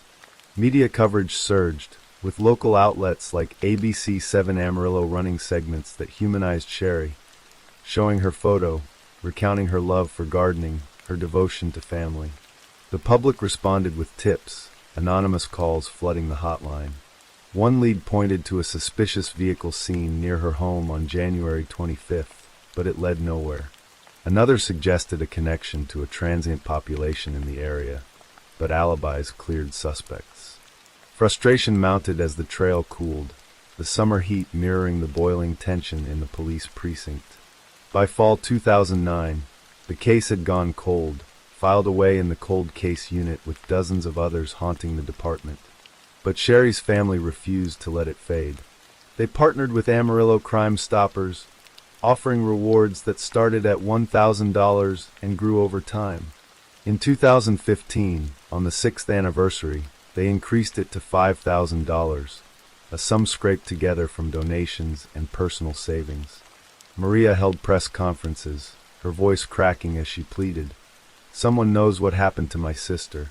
Please come forward for Sherry." The emotional toll was evident. Holidays became memorials, birthdays shadows of what they once were. Sherry's son, now shouldering the weight alone, visited the garage site, standing silently where her body had lain, the wind whispering through the empty house like unanswered questions. Years blurred into one another, the Panhandle's relentless seasons a backdrop to the family's vigil. Detectives revisited the evidence periodically, submitting samples for advancing DNA technology.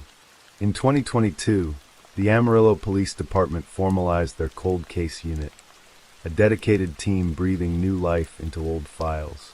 Sherry's case was among the first reviewed, her file dusted off and scrutinized anew. Interviews were reconducted, witnesses' memories prodded for forgotten details. The autopsy photos, the rug fibers, the ballistics report, all pored over with fresh eyes. Yet, breakthroughs eluded them. Tips trickled in, but none panned out. The killer, whoever they were, had melted into the anonymity of time. In May 2025, 16 years after the murder, the Amarillo Police Department issued a public call for information, reigniting media interest. A Facebook post from local news outlets showed Sherry's photo alongside the garage, captioned with a plea. The cold case unit is seeking tips on the 2009 murder of Sherry Mondragon. The response was heartening. Calls to Crime Stoppers increased, strangers sharing theories online. But closure remained elusive. The family, now grayer and wearier, continued their wait. Maria, in a recent interview, spoke of the emotional resonance of the loss. "Every day, I think of what Sherry could have been doing, grandkids she might have spoiled, stories she would have told. It's a hole that never fills." The human impact of Sherry's murder extended beyond her blood family, touching the Amarillo community like a quiet earthquake. Neighbors who once waved to her now locked their doors a little tighter, the vacant garage demolished, but its ghost lingering. Detectives carried the weight, one anonymous officer confiding that cases like this haunted dreams, a reminder of justice's fragility. Sherry's story became a symbol in cold case advocacy, her name invoked in discussions of unsolved homicides across Texas. Groups like the Texas Rangers Cold Case Squad referenced it in training, emphasizing persistence. As the sun sets over the Panhandle today, casting long shadows across North Spring Street, the question of who killed Sherry Mondragon hangs in the air. Was it a momentary rage, a calculated betrayal, or a stranger's cruelty? The evidence points to intimacy with the crime scene, a knowledge of the hidden garage, but no face emerges from the fog. The family clings to faith, to the belief that truth will surface. In the quiet moments, they remember Sherry not as a victim, but as the woman who laughed easily, who faced life's winds with unyielding grace. Her unsolved murder is a testament to the enduring power of loss, a narrative that builds suspense not through twists of plot, but through the slow, aching build of unanswered grief. Story 12. The salt-laced wind of the Shetland Islands has a voice of its own. It whispers tales of ancient mariners and rugged landscapes, of lives lived in close communion with the raw, untamed beauty of the North Sea. On the small island of Burra, this wind was a constant companion to Richard Horne, a man known to the world as Harry Horse. An artist, author, and musician, Harry was a man of immense talent and boundless creativity, his life a vibrant tapestry woven with the threads of imagination and a deep love for his wife, Mandy. But the Shetland wind, in its eternal wisdom, also carries whispers of sorrow, and in the winter of 2007, it would bear witness to a tragedy so profound that it would forever scar the island's memory, a story of love, desperation, and a darkness that lurked beneath the surface of a seemingly idyllic life. Harry and Mandy Horse were a couple who seemed to have stepped out of a storybook. He, with his wild mane of hair and a spirit as untamed as the Shetland ponies that roamed the hills, was a celebrated creator of children's books and political cartoons. His art was whimsical and full of life, a reflection of the man himself. Mandy, his muse and his anchor, was a woman of quiet strength and gentle spirit. Their love was a masterpiece, a collaboration of two souls who had found their perfect rhythm in the remote tranquility of their island home. They lived in a world of their own making, a world filled with art, music, and the simple joys of a life lived far from the clamor of the modern world. Their home was a testament to their shared creativity, a haven of warmth and color against the stark beauty of the Shetland landscape. It was a place where stories were born, where melodies were composed, and where love blossomed in the quiet intimacy of their shared existence. But even in this haven, a shadow was beginning to lengthen, a darkness that would slowly, inexorably, consume the light of their lives. Mandy had been diagnosed with multiple sclerosis, a cruel and relentless disease that was slowly stealing her from herself, and from the man who loved her more than life itself. The early days of Mandy's illness were a challenge, but one they faced together, with a courage and resilience that was an inspiration to all who knew them. Harry became her caregiver, his devotion unwavering as he tended to her every need. He bathed her, fed her, and read to her, his voice a soothing balm against the pain and frustration of her failing body. He was her rock, her constant, her everything. But as the disease progressed, so too did the toll it took on both of them. Mandy's world shrank to the confines of her bed, her vibrant spirit trapped in a body that had become her prison. And Harry, her devoted protector, began to crumble under the weight of his love and his grief. The man who had once been the life of every party, whose laughter had echoed through the halls of their home, grew increasingly withdrawn and isolated. The light in his eyes dimmed, replaced by a sadness so profound that it seemed to cast a shadow on everything he touched. His friends and family watched with growing concern as he retreated further into himself, his creative spark flickering and fading. He spoke of the unbearable pain of watching the woman he adored suffer, of his helplessness in the face of her relentless decline. He was a man adrift on a sea of sorrow, with no land in sight. The Shetland winter of 2007 was a particularly harsh one, the island shrouded in a blanket of snow and a perpetual twilight. The wind howled and raged, its mournful cry a fitting soundtrack to the tragedy that was about to unfold. On a cold January day, a friend of the couple, concerned after not hearing from them for several days, made their way to their home. The house was eerily silent, the only sound the relentless moaning of the wind. A sense of dread hung heavy in the air, a premonition of the horror that lay within. The friends' worst fears were realized when they entered the house. The scene that greeted them was one of unimaginable tragedy. In the bedroom, lying side by side on their bed, were the bodies of Harry and Mandy Horse. At first glance, it appeared to be a scene of tragic but peaceful release, a final act of love and mercy. The initial reports that emerged painted a picture of a devoted husband who, unable to bear his wife's suffering any longer, had chosen to end both their lives in a final, desperate embrace.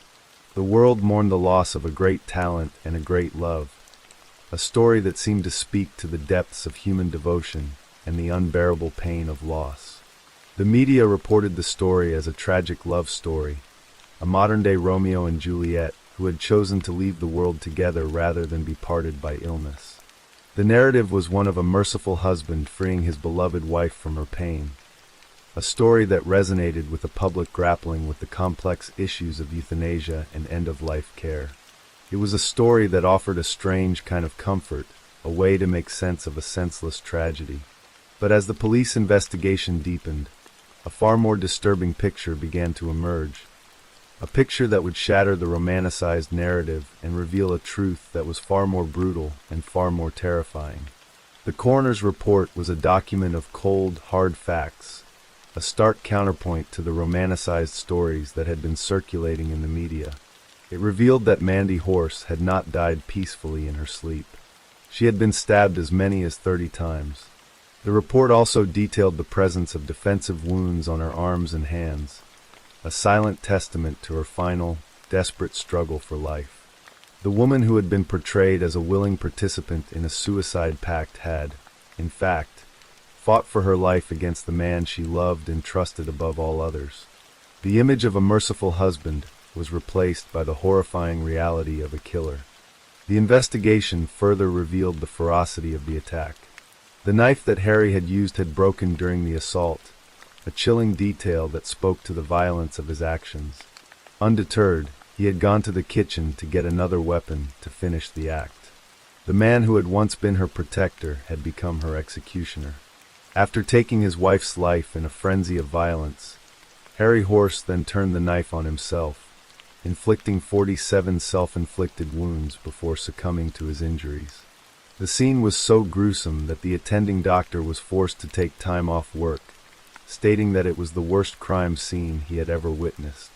The revelation of the truth sent a shockwave of horror and disbelief through the Shetland community and beyond.